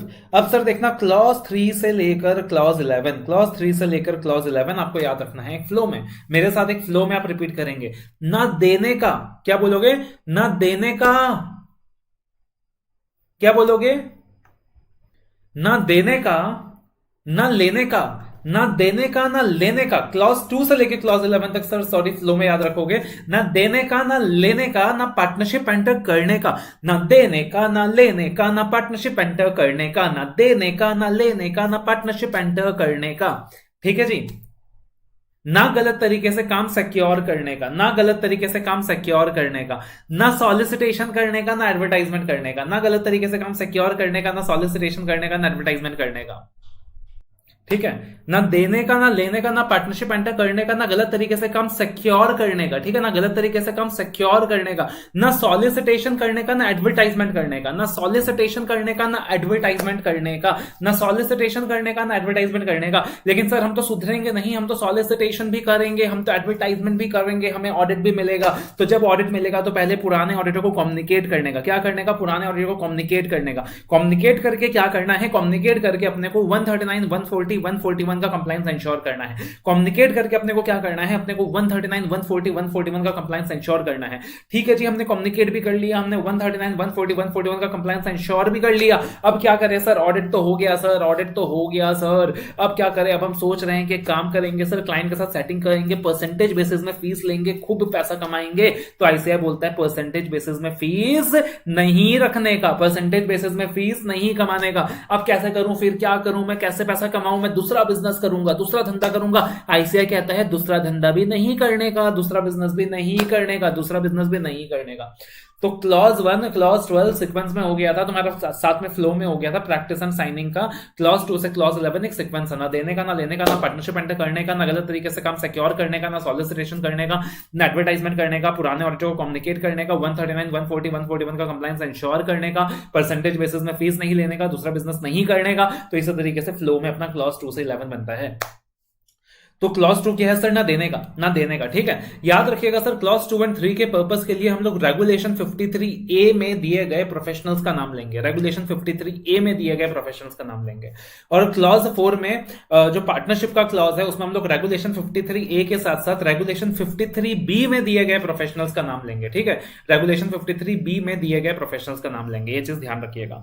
तो क्लॉज 2 में क्या बोला है सर, आप किसी भी तरीके से अपना शेयर ऑफ प्रॉफिट किसी को दोगे नहीं, पे नहीं करोगे, या अलाउ नहीं करोगे, या एग्री भी नहीं करोगे टू पे, अनलेस एंड अनटिल वो बंदा भी एक इंस्टीट्यूट का मेंबर हो, आपका पार्टनर हो, रिटायर्ड पार्टनर हो, कम से कम आपके पार्टनर की विधवा हो, legal representative of deceased partner हो, कुछ तो रिलेशन होना चाहिए ना, अदरवाइज क्यों पे कर रहे हो आप किसी और को। आपको क्या क्लाइंट सिक्योर करना है, आपको क्या सेटिंग लगानी है, आपको क्या क्लाइंट्स आपको क्या करना है, गलत माध्यम से क्लाइंट्स लेने हैं, आप किस चीज का पेमेंट कर रहे हो। दूसरा बंदा आपका मेंबर है, दूसरा बंदा भी आईसीआई का मेंबर है, आपका पार्टनर है, रिटायर्ड पार्टनर है, या जो भी पार्टनर पहले हुआ करता था वो डिसीज्ड हो चुका है, उसका कोई लीगल रिप्रेजेंटेटिव है, right, for example the widow. So in that particular situation justified है, बट आते दिन आप क्यों पे कर रहे हो। या फिर वो सारे प्रोफेशनल्स जिनका नाम regulation 53A of CA regulations 1988 में दिया गया है, जिनका नाम regulation 53A of CA regulations 1988 में दिया गया है, जैसे कि सीए हो गया, CWA, LLB, actuary, BE, BTech, MBA.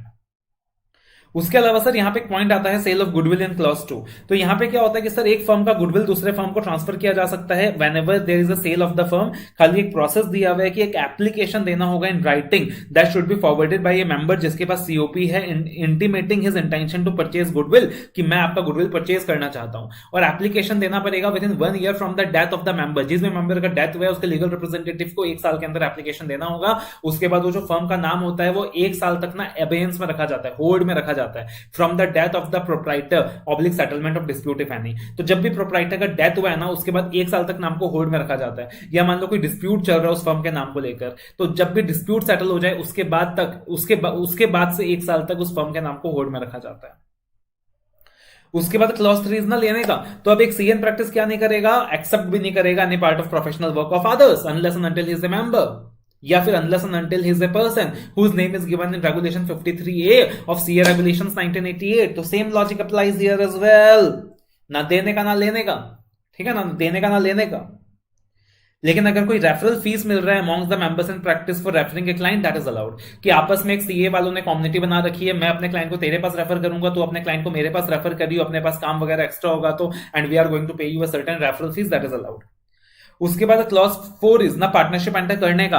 Again clause 4 क्या बोलता है सर, आप किसी भी एरे गैरे के साथ पार्टनरशिप एंटर नहीं करोगे। आप पार्टनरशिप एंटर करोगे तो सीएन प्रैक्टिस के साथ करोगे, या उन प्रोफेशनल्स के साथ करोगे जिनका नाम रेगुलेशन 53B में दिया गया है, या फिर फॉरेन प्रोफेशनल्स के साथ भी कर सकते हो अगर उनके साथ कुछ मेमोरेंडम ऑफ अंडरस्टैंडिंग वगैरह है। वो जो फॉरेन इंस्टीट्यूट्स हैं उनके साथ कुछ मेमोरेंडम ऑफ अंडरस्टैंडिंग वगैरह है, तो उनके साथ भी आप क्या कर सकते हो, पार्टनरशिप एंटर कर सकते हो।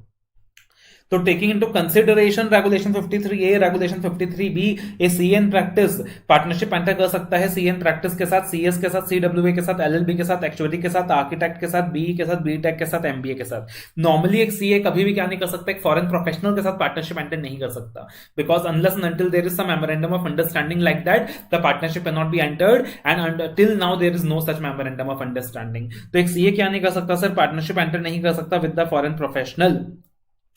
अब याद रखिएगा सर, यहां पे मेंबर्स ना मल्टी डिसिप्लिनरी पार्टनरशिप फॉर्म नहीं कर सकते। मेंबर्स क्या नहीं कर सकते, मल्टी डिसिप्लिनरी पार्टनरशिप्स फॉर्म नहीं कर सकते till other professional regulators permit. जब तक दूसरे प्रोफेशनल रेगुलेटर्स परमिट नहीं कर देते और काउंसिल भी इस बारे में गाइडलाइंस जारी नहीं कर देती, तब तक मेंबर्स क्या नहीं कर सकते sir, multi disciplinary partnerships form नहीं कर सकते। तो नॉर्मली को अपने को लगता है कि yes we can form LLPs, but अपने को यहाँ पे ये रेस्ट्रिक्शन का ध्यान रखना पड़ेगा कि जब तक दूसरे प्रोफेशनल रेगुलेटर्स परमिट नहीं कर देते तब तक अपन मल्टी डिसिप्लिनरी पार्टनरशिप परमिट नहीं कर सकते हैं। That is not allowed.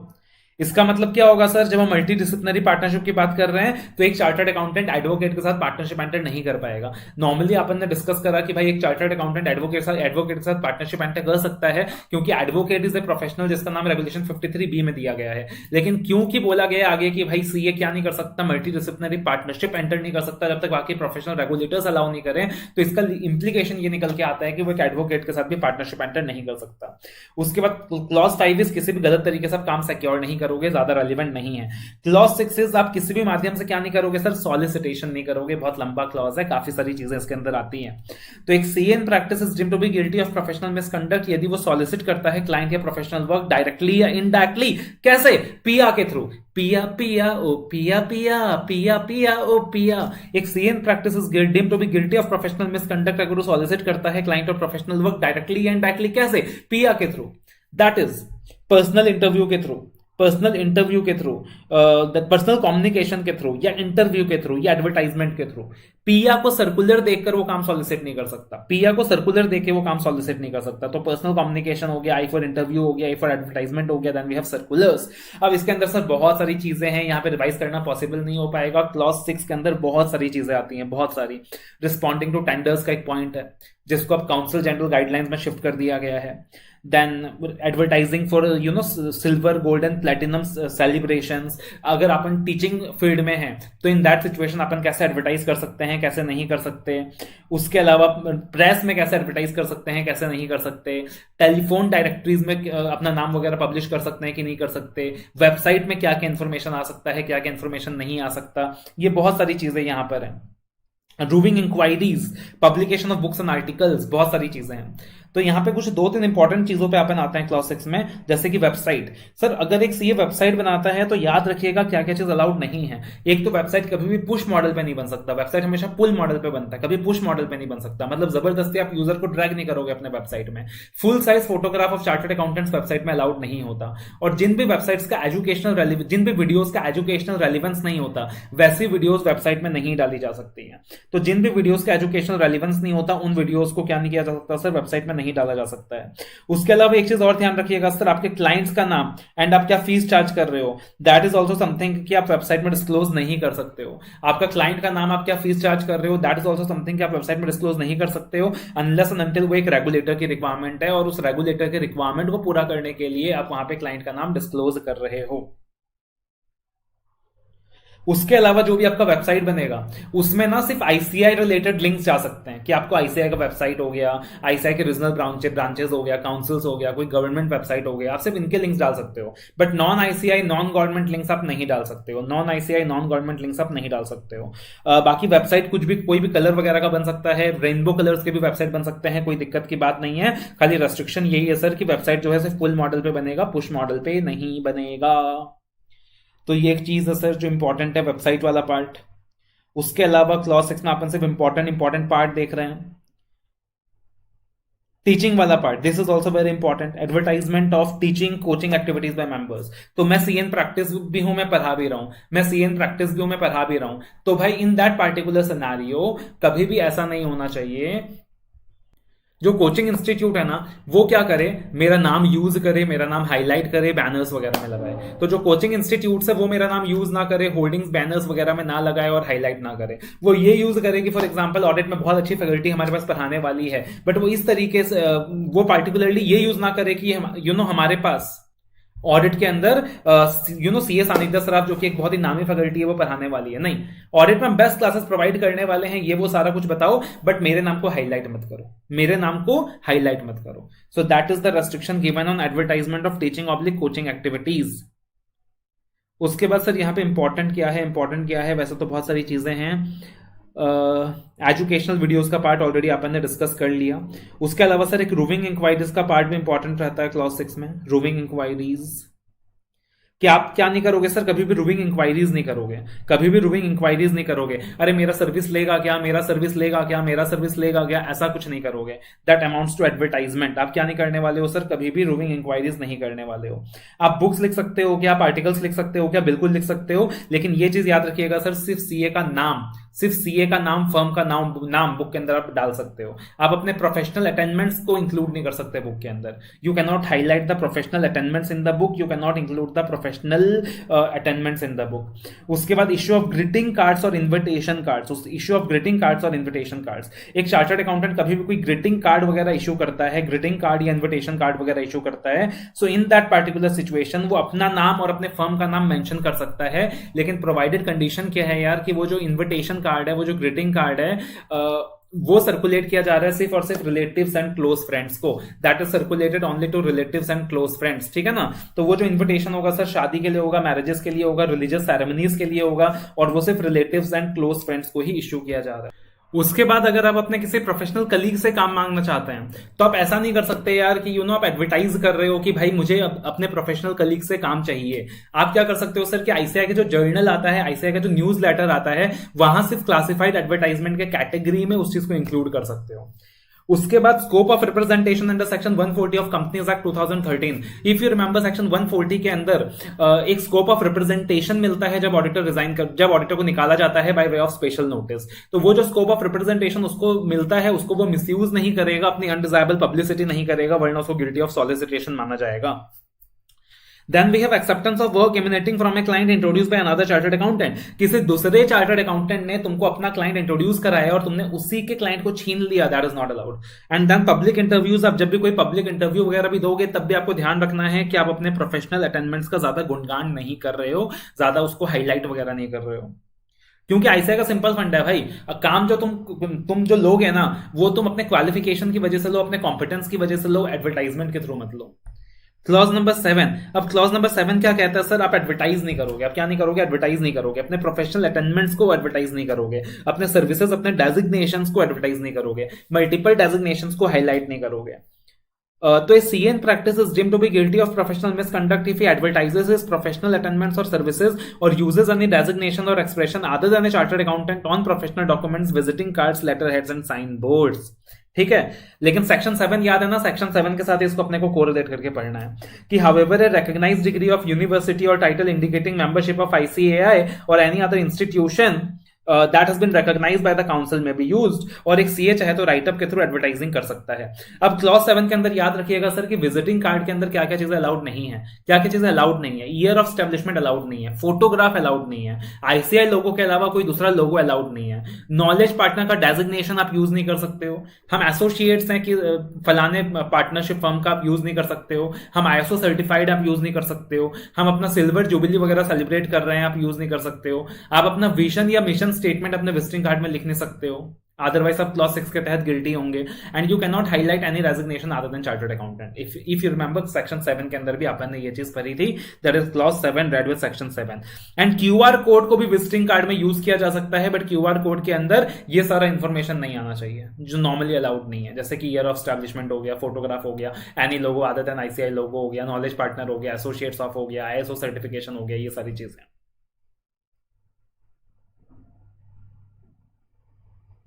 ठीक है, उसके अलावा क्लॉज के अंदर काफी सारी चीजें सर आप रेफर कर लीजिएगा, अभी रिवीजन वीडियो के अंदर इतना पॉसिबल नहीं है। उसके बाद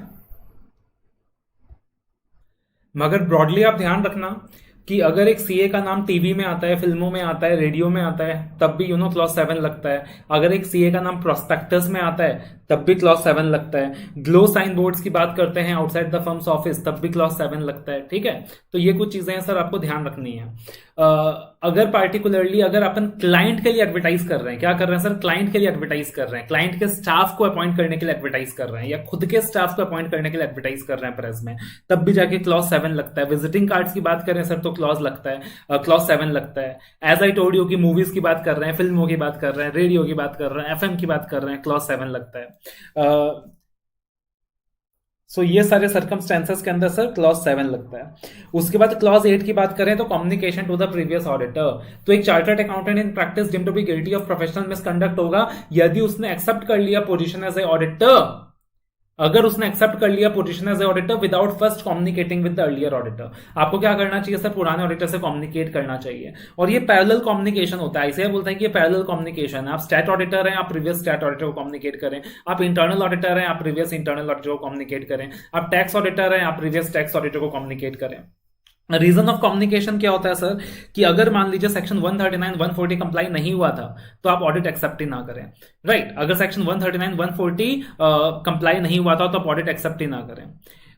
क्वालिफाइड ऑडिट रिपोर्ट इशू किया गया था एंड एटीट्यूड भी ऑडिटर का प्रॉपर था, तब in that situation there it might be a reason कि आप ऑडिट एक्सेप्ट ना करें। बट इसका एक पार्टिकुलर एक्सेप्शन है सिक यूनिट, इसका एक पार्टिकुलर एक्सेप्शन है सिक यूनिट। और ये जो कम्युनिकेशन होगा आरपीएडी के थ्रू होगा, रजिस्टर्ड पोस्ट एक्नॉलेजमेंट ड्यू के थ्रू होगा, या फिर मेल आईडी के थ्रू होगा, या फिर ड्यूडिन नंबर के थ्रू होगा। Mere certificate of posting is not going to be sufficient. उसके बाद आता है सर क्लॉज नंबर 9। अब क्लॉज नंबर 9 क्या बोलता है, a CA in practice is deemed to be guilty of professional misconduct यदि वो एक्सेप्ट कर लेता है appointment as auditor of the company without ensuring the compliance of section 139 140 and 141। ठीक है, तो 139 140 141 का कंप्लायंस इंश्योर करना है। 139 अपॉइंटमेंट ऑफ ऑडिटर्स की बात होती थी, 140 के अंदर removal and resignation of auditor, and 141 is about eligibility qualification and disqualification of auditor. उसके बाद आता है क्लॉज नंबर 10। तो क्लॉज 10 क्या बोलता है सर, परसेंटेज बेसिस में ना फीस नहीं लेने का। तो एक सीएन प्रैक्टिस जिम to be guilty of professional misconduct होगा अगर वो चार्ज कर रहा है या ऑफर टू चार्ज कर रहा है या एक्सेप्ट कर रहा है या ऑफर टू एक्सेप्ट कर रहा है in respect of any professional employment, ऐसा फी जो कि बेस्ड होगा on the percentage of profit या फिर कॉन्टिजेंट अपॉन फाइंडिंग्स। लेकिन इसके कुछ एक्सेप्शंस हैं जिसका जिक्र रेगुलेशन 192 के अंदर दिया हुआ है कि फॉर एग्जांपल अगर आप लिक्विडेटर हैं, अगर आप क्या हैं लिक्विडेटर हैं, तो इन दैट सिचुएशन लिक्विडेटर किस तरीके से फीस चार्ज करता है on the basis of percentage of realisation of assets, तो माफ है यहाँ पे, क्लॉज से एग्जम्पशन है। अगर आप कोऑपरेटिव सोसाइटी के ऑडिटर हैं तो सिमिलरली कोऑपरेटिव सोसाइटी का ऑडिटर किस तरीके से फीस चार्ज करता है on the basis of percentage of paid up share capital of work और वर्किंग कैपिटल और द ग्रॉस प्रॉफिट और the net profits. So in that situation again clause 10 से आपको एग्जम्पशन है। अगर आप एक वैल्यूअर है for the purpose of direct taxation indirect taxation, तब भी एक वैल्यूअर नॉर्मली जो फीस चार्ज करता है that is on the basis of percentage of value of property valued. So again आपको भी एग्जामिशन दिया गया है। अगर आप फंड रेजिंग सर्विसेज वगैरह प्रोवाइड कर रहे हैं सर तो आपको भी एग्जामिशन दिया गया है। अगर आप डेप्थ रिकवरी सर्विसेज प्रोवाइड कर रहे हो तो इन दैट सिचुएशन आप परसेंटेज ऑफ डेप्थ रिकवर्ड के हिसाब से फीस चार्ज कर सकते हो, बिकॉज आईबीसी प्रोफेशनल्स को आज की तारीख में वो चीज अलाउ की गई है, तो क्लॉज 10 में एग्जामिशन दिया गया है। अगर आप कॉस्ट ऑप्टिमाइजेशन के सर्विसेज प्रोवाइड कर रहे हो तब भी आपको एग्जामिशन दिया गया है। ठीक है जी। या फिर अगर आप एक इंसॉल्वेंसी प्रोफेशनल बन के काम कर रहे हैं तब भी आपको एग्जामिशन मिलेगा। या फिर अगर आप नॉन एश्योरेंस सर्विसेज प्रोवाइड कर रहे हो to the non audit clients, क्या कर रहे हो, नॉन एश्योरेंस सर्विस प्रोवाइड कर रहे हो to the non audit clients, तब भी आपको एग्जामिशन मिलेगा। उसके बाद क्लॉज 11 वाज दूसरा बिजनेस नहीं करने का। तो अगर एक सीएन प्रैक्टिस कभी भी क्या करता है सर, कोई दूसरा बिजनेस या ऑक्यूपेशन करता है other than the profession of CA, तो काउंसिल का स्पेसिफिक परमिशन चाहिएगा। अगर बट यहाँ पे एक्सेप्शंस क्या है सर, नॉर्मली बोला गया है कि अगर आप किसी भी और बिजनेस या ऑक्यूपेशन में एंगेज होते हो other than the profession of CA, तो काउंसिल का आपको स्पेसिफिक परमिशन चाहिएगा। लेकिन एक मेंबर क्या कर सकता है सर, दूसरी कंपनी में ना डायरेक्टर सिंप्लिसिटर बन सकता है, मतलब एक ऑर्डिनरी डायरेक्टर बन सकता है। एमडी नहीं बन सकता, होल टाइम डायरेक्टर नहीं बन सकता, बट डायरेक्टर सिंप्लिसिटर बन सकता है, इंडिपेंडेंट डायरेक्टर बन सकता है। ठीक है, अब यहां पे कुछ क्लैरिफिकेशंस भी हैं कि अगर हम लोग बात करें तो ऑडिटर ऑफ सब्सिडरी कंपनी, अगर टेक्निकली स्पीक किया जाए, टेक्निकली बोला जाए तो सेक्शन 141 के हिसाब से auditor of the subsidiary company holding company का डायरेक्टर बन सकता है, क्योंकि वहां पे as per the literal interpretation of law कोई डिस्क्वालिफिकेशन नहीं है, डिस्क्वालिफिकेशन सेम कंपनी के रिगार्ड में है। बट यहाँ पे एथिकल स्टैंडर्ड बोर्ड ने क्लैरिफाई किया है कि public conscious is expected to be head of the law and accordingly वहां पे auditor of subsidiary company can not be the director of the holding company. उसके बाद जब अपन अपने टीचिंग आवर्स की बात करते हैं तो एक सीओपी, एक मेंबर जो क्या कर रहा है सर, जिसने सीओपी ले रखा है, जो पढ़ा रहा है, तो teaching hours shall not exceed 25 hours in a week, ताकि वो अटेस्टेशन फंक्शंस में भी क्या कर सके सर, फोकस कर सके। फिर रेगुलेशन 190A दिया हुआ है जहां पे जनरल परमिशंस की लिस्ट दी हुई है कि यहां पे ना जनरली परमिशन दिया हुआ है इंस्टीट्यूट ने, आपको अलग से परमिशन लेने की जरूरत नहीं है। एंड उसके अलावा अलग से रेगुलेशन है जहां पे आपको स्पेसिफिक परमिशन लेने की जरूरत है। इसको याद करने का फॉर्मूला भी दिया मैंने आपके लिए, हैप्पीएस्ट वीडियो, कि ये CA is the happiest person in the world when he watches the video, and to watch the video he does not need any specific permission from the ICAI. तो regulation 190A, occupation for which permission has been granted generally, happiest video. So happiest video is just the formula to learn. जैसे H से आप देखोगे holding life insurance agency for the purpose of getting renewable commission. ए से आप देखोगे authorship of books and articles. P से आप देखोगे प्राइवेट ट्यूटरशिप। पी से आप देखोगे part time tutorship under the coaching institute of ICAI. I से आप देखोगे interest in the form of leadership in charitable and non commercial organisation. E से आप देखोगे employment under CA in practice. Then S से आप देखोगे special executive magistrate notary public and justice of peace. We have T से to attend classes and appear in any examination. V से valuation of papers and acting as paper setter. I से insurance surveyor. D से dealing with holding with offices of public elective offices like MP, MLA. Then E for editorship of professional journals. O for owning agricultural land. ठीक है। अब यहाँ पे sir council ने ना अलग से परमिशन दिया कि इस चीज के लिए काउंसिल ने परमिशन दिया है for member in practice in HUF business कि ये मेंबर ऑफ इंस्टीट्यूट क्या कर सकता है सर, एक्वायर कर सकता है फैमिली बिजनेस। ये मेंबर ऑफ इंस्टीट्यूट क्या कर सकता है सर, एक्वायर कर सकता है interest in any family business in HUF as a proprietary firm और एज ए पार्टनरशिप फर्म और in the name and style of HUF as its करता और ए मेंबर। तो ये परमिशन काउंसिल ने अलग से दिया है, that you have to remember. लेकिन बस कंडीशन खाली किया है यहां पे कि ये जो इंटरेस्ट सीए के पास आ रहा है वो as a result of inheritance आ रहा है, सक्सेशन आ रहा है या पार्टीशन ऑफ फैमिली बिजनेस आ रहा है। तो अगर as a result of inheritance, success, partition of family business मेरे को क्या मिल रहा है सर, इंटरेस्ट मिल रहा है अपने फैमिली बिजनेस में, तो मैं एक्वायर कर सकता हूं इन एचयूएफ। और फिर स्पेसिफिक परमिशन का लिस्ट दिया हुआ है कि कब कब ऐसे का स्पेसिफिक परमिशन चाहिए। क्लॉज 12 अपन ने ऑलरेडी कर लिया। एक चीज याद रखिएगा सर कि क्लॉज 12 के साथ सेक्शन 26 का भी कोरिलेशन होगा, section 26 of chartered accountants act. अब जो पार्ट 1 था सर वो प्रैक्टिस वालों के लिए था और पार्ट 2 किसके लिए होगा सर, आदत है मेंबर इन प्रैक्टिस सर्विस वालों के लिए। और ये याद रखिएगा इसमें क्लॉजेस 2 ही है, ना देने का ना लेने का, लॉजिक सेम है। पार्ट 3 अब जनरली सबके लिए, ठीक है ना, जनरली सबके लिए। अब यहां क्या याद रखोगे देखना, क्लॉज 2 से क्लॉज 11 का फ्लो याद है ना देने का ना लेने का, ना पार्टनरशिप एंटर करने का, ना गलत तरीके से काम सिक्योर करने का, ना सॉलिसिटेशन करने का, पुराने ऑडिटर को कम्युनिकेट करने का, 139, 140, 141 का कंप्लायंस इंश्योर करने का, परसेंटेज बेसिस में फीस नहीं लेने का, दूसरा बिजनेस नहीं करने का।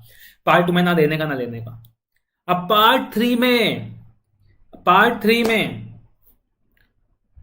औकात नहीं भूलने का। क्या बोला मैंने, औकात नहीं भूलने का, औकात नहीं भूलने का। एंड जो मांगे वो चुपचाप देने का, जो भी इंफॉर्मेशन ऐसे मांगे वो चुपचाप देने का। औकात नहीं भूलने का एंड जो भी इंफॉर्मेशन ऐसे मांगे चुपचाप दे देने का, ठीक है ना जी। और राइट ऑफ फॉल्स नहीं भरने का, राइट ऑफ फॉल्स नहीं भरने का, राइट ऑफ फॉल्स नहीं भरने का। और अगर आप ऐसा करते हो तो आपको लगेगा पाप एंड लगेगा अदर मिसकंडक्ट, पार्ट 4।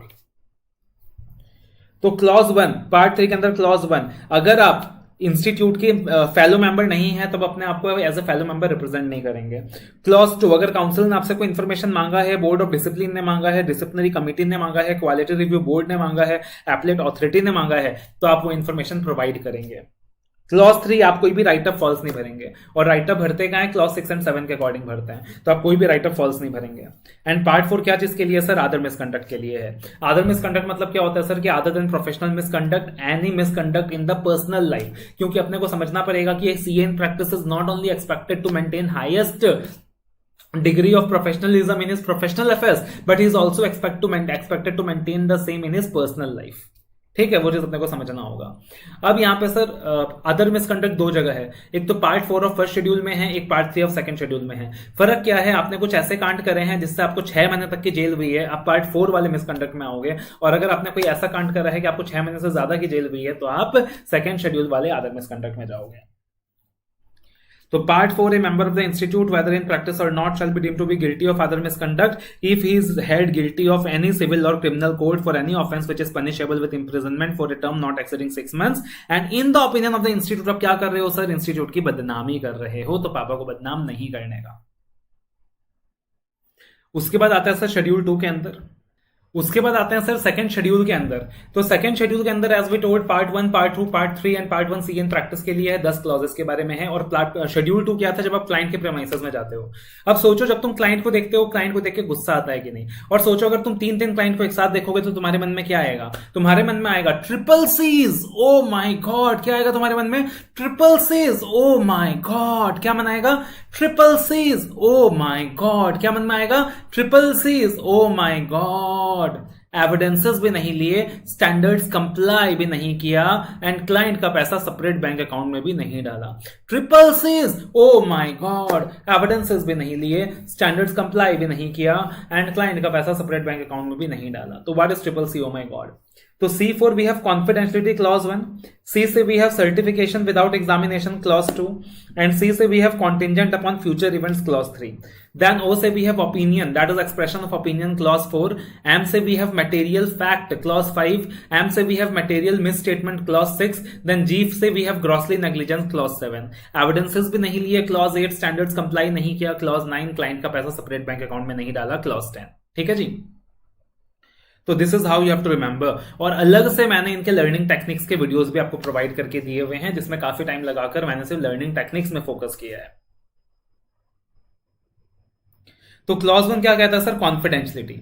तो आपको क्या नहीं करना sir, as a CA in practice आपको अपने क्लाइंट का कॉन्फिडेंशियल इन्फॉर्मेशन किसी भी थर्ड पार्टी को डिस्क्लोज नहीं करना। और कॉन्फिडेंशियलिटी के बारे में बेसिक बातें आपने overview of code of ethics में भी पढ़ा था। साथ में अपने को ध्यान रखना सर कि ऐसे 200 के साथ इसका कोरिलेशन आएगा, 143 सबसेक्शन 12 के साथ भी आएगा, क्योंकि 143 सबसेक्शन 12 एक एक्सेप्शन क्रिएट करता है about confidentiality, that is reporting of fraud to the central government. उसके बाद सर क्लॉज 2 एंड क्लॉज 8 आपको हमेशा साथ में पढ़ना है, ध्यान रखिएगा। क्लॉज 2 क्लॉज 8 आप साथ में पढ़ोगे, क्लॉज 5 क्लॉज 6 एंड क्लॉज 7 साथ में पढ़ोगे। तो क्लॉज 2 क्या कहता है, a CA in practice shall be deemed to be guilty of professional misconduct if he certifies और सबमिट्स इन हिज नेम और in the name of his firm a report of an examination of financial statements unless the examination of such statements and the related records has been made by him or his partner or an employee in his firm or another CA in practice। कि ये CA in practice क्या होगा sir, deemed to be guilty of misconduct होगा यदि वो certify करता है या अपने नाम पे सबमिट करता है या अपने फर्म के नाम पे सबमिट करता है a report on examination of financial statement without examining by him, या तो खुद एग्जामिन करे या अपने पार्टनर से एग्जामिन करवाए या अपने एम्प्लॉय से करवाए या दूसरे CA in practice से करवाए, बट एग्जामिन कराए। एंड यहाँ पे अगेन अपन पार्टिकुलरली उन एरियाज की बात कर रहे हैं जहां पे अपने को ओपिनियन एक्सप्रेस करना है। For example the financial statements तो है ही है, and for example certificate of consumption of raw material use by the entity. अब देखिएगा सर क्लॉज 8 भी आपने साथ में पढ़ना है। क्लॉज 8 साथ में क्यों पढ़ना है बता रहा हूं आपको। अब क्लॉज 8 क्या बोलता है, a CA in practice shall be deemed to be guilty of professional misconduct if he fails to obtain sufficient and appropriate information which is necessary for expression of opinion और its exceptions are sufficiently material to negate the expression of opinion. कि अगर आप information नहीं ले पाए और उसके बाद भी आप ओपिनियन एक्सप्रेस कर रहे हो तो आप गिल्टी हो। अगर आप इंफॉर्मेशन ऑब्टेन नहीं कर पाए उसके बाद भी आप ओपिनियन एक्सप्रेस करते हो तो आप गिल्टी हो। ठीक है ना, मतलब आइडियली आपको डिस्क्लेमर देना चाहिए था, बट फिर भी आप ओपिनियन क्या कर रहे हो, एक्सप्रेस कर रहे हो, तो आप इन दैट सिचुएशन गिल्टी हो। अब क्लॉज 8 एक जनरल क्लॉज है, यहाँ पे सिर्फ उन एरियाज की बात नहीं हो रही जहां पे अपन फाइनेंशियल स्टेटमेंट्स की बात कर रहे हैं। क्लॉज 8 का जो होराइजन है वो वाइड है, क्लॉज 8 का जो होराइजन है वो वाइड है। अब देखिएगा क्लॉज 2 एंड क्लॉज 8 आपस में रिलेटेड क्यों है, क्योंकि अगर आप एग्जामिनेशन नहीं करोगे तब आप एविडेंसेस भी ऑब्टेन नहीं कर पाओगे। अगर आप एग्जामिनेशन नहीं करोगे तब आप एविडेंसेस भी ऑब्टेन नहीं कर पाओगे। तो क्लॉज 2 एंड क्लॉज 8 आपस में इंटर रिलेटेड है। खाली देखना यह है कि सर फाइनेंशियल स्टेटमेंट रिलेटेड है तो क्लॉज 2 लगेगा, और फाइनेंशियल स्टेटमेंट रिलेटेड नहीं है तो क्लॉज 8 लगेगा। उसके बाद क्लॉज 3 क्या कहता है sir, contingent upon future information. कि अगर एक चार्टर्ड अकाउंटेंट इन प्रैक्टिस क्या कर रहा है सर, कुछ कॉन्टिंजेंट फाइनेंशियल इंफॉर्मेशन के ऊपर ओपिनियन दे रहा है। क्या कर रहा है सर, कॉन्टिंजेंट फाइनेंशियल इंफॉर्मेशन। कि क्लाइंट आया है आपके पास और कह रहा है कि अगले 5 साल में हम इतना पैसा कमाएंगे, सर्टिफाई करके दे दो। तो आप इस तरीके की वाउचिंग कर रहे हो, आप इस तरीके से कॉन्टिंजेंट इंफॉर्मेशन के ऊपर क्या कर रहे हो सर, अपना नाम रेंडर कर रहे हो, तो वहां पे क्लॉज 3 लगेगा। तो क्लॉज 3 क्या बोलता है, chartered accountant in practice shall be deemed to be guilty of professional misconduct if it permits his name और the name of his firm to be used in connection with an estimate of earnings contingent upon future transactions in the manner which may lead to the belief that he vouches for the accuracy of the forecast। खाली यहाँ पे CA कब कब अपना नाम participate कर सकता है, तो यहाँ पे कुछ एक्सेप्शंस दिए हुए हैं कि अगर आपने source of information clearly mention कर रखा है, अगर आपने basis of forecast clearly mention कर रखा है, अगर आपने जो एजम्पशंस लिए हैं वो एजम्पशंस क्लियरली मेंशन कर रखा है, so in that situation you can participate and you can render your name with such forecast. उसके बाद क्लॉज नंबर 4 आता है, दैट इज ओपिनियन। अब एक सीएन प्रैक्टिस क्या नहीं करेगा सर, एक सीएन प्रैक्टिस कभी भी ओपिनियन एक्सप्रेस नहीं करेगा ऑन फाइनेंशियल स्टेटमेंट्स यदि उसका या उसके फर्म का या उसके पार्टनर का सब्सटेंशियल इंटरेस्ट है। और सब्सटेंशियल इंटरेस्ट का मतलब क्या हो गया सर, 20% या 20% से ज्यादा वोटिंग पावर, 20% या 20% से ज्यादा वोटिंग पावर होना। तो क्लॉज 4 कहता है कि एक सीएन प्रैक्टिस क्या नहीं करेगा सर, कभी भी ओपिनियन एक्सप्रेस नहीं करेगा ऑन फाइनेंशियल स्टेटमेंट यदि उसका या उसके पार्टनर का सब्सटेंशियल इंटरेस्ट है। और सब्सटेंशियल इंटरेस्ट का मतलब है 20% या 20% से ज्यादा वोटिंग पावर होना। इसका कोरिलेशन सेक्शन 141 के साथ भी आएगा, इसका correlation clause 9 of part 1 of first schedule के साथ भी आएगा। उसके बाद ध्यान रखिएगा सर, क्लॉज 5 कहता है failure to disclose material fact and clause 6 कहता है failure to disclose material misstatement. Clause 5 कहता है failure to disclose material fact and clause 6 कहता है failure to disclose material misstatement. तो आपको अगर यदि ऑडिट करते हुए किसी मैटरल फैक्ट का पता चलता है जो कि फाइनेंशियल स्टेटमेंट में डिस्क्लोज नहीं है बट जिसका डिस्क्लोजर यूजर्स के लिए जरूरी है और आपने उस चीज के बारे में डिस्क्लोजर नहीं दिया है तो आप deemed to be guilty of misconduct है। और क्लॉज 6 बोलता है कि अगर आपको किसी मैटरल मिस स्टेटमेंट के बारे में पता चलता है जो कि फाइनेंशियल स्टेटमेंट्स में गलत तरीके से डिस्क्लोज की गई है तो in that situation as in the professional capacity आपको उस चीज के बारे में रिपोर्ट करना चाहिए। अगर आप रिपोर्ट नहीं करते हो तो डीम टू बी गिल्टी है। और क्लॉज 7 बोलता है कि पूरे ऑडिट करते वक्त आप कहीं भी ड्यू डिलिजेंस एक्सरसाइज नहीं करते हो, लापरवाही करते हो ऑडिट में, तब आप गिल्टी हो। तो ऐसा हो सकता है कि कोई स्पेसिफिक क्लॉज नहीं लग रहा बट वो आपसे पूछ रहा है कि सीए गिल्टी है कि नहीं, लेकिन आपको लग रहा है यार सीए ने बेवकूफी करी है, यहाँ पे सीए ने कॉमन सेंस एक्सरसाइज नहीं करा है, तो वहां पे क्लॉज 7 लग जाएगा। क्लॉज 9 सिंपली सेज कि भाई ऑडिटर ने स्टैंडर्ड्स ऑफ ऑडिटिंग कंप्लाई नहीं करा एंड क्लॉज 10 सेज कि क्लाइंट का पैसा सेपरेट बैंक अकाउंट में नहीं रखा। जो भी क्लाइंट का मनी है, जो भी क्लाइंट मनी दे रहा है अपने कामों के लिए, उसको अपने को सेपरेट बैंक अकाउंट में रखना होता है। We are not talking about our own remuneration. तो वो जो क्लाइंट का मनी है वो अपने सेपरेट बैंक अकाउंट में नहीं रखा। उसके बाद पार्ट 2। अब पार्ट 2 किसके बारे में सर, सी इन जनरल के बारे में है। अब याद रखिएगा पार्ट 2 डबल सीज के बारे में है, पार्ट 1 ट्रिपल सीज के बारे में था, पार्ट 2 डबल सीज के बारे में है। अब डबल सीज ने क्या किया, फॉल्स इंफॉर्मेशन दिया और एम्बेजलमेंट ऑफ मनी करा। याद रखिएगा शेड्यूल 1 के अंदर इंफॉर्मेशन नहीं प्रोवाइड किया था, याद है ना, शेड्यूल 1 के अंदर पार्ट 3 के अंदर इंफॉर्मेशन प्रोवाइड नहीं हुआ था और यहाँ पे गलत इंफॉर्मेशन प्रोवाइड हो रहा है। पार्ट 2 के अंदर, शेड्यूल 2 के अंदर गलत इंफॉर्मेशन प्रोवाइड हो रहा है। तो double Cs provided false information, embezzlement of money.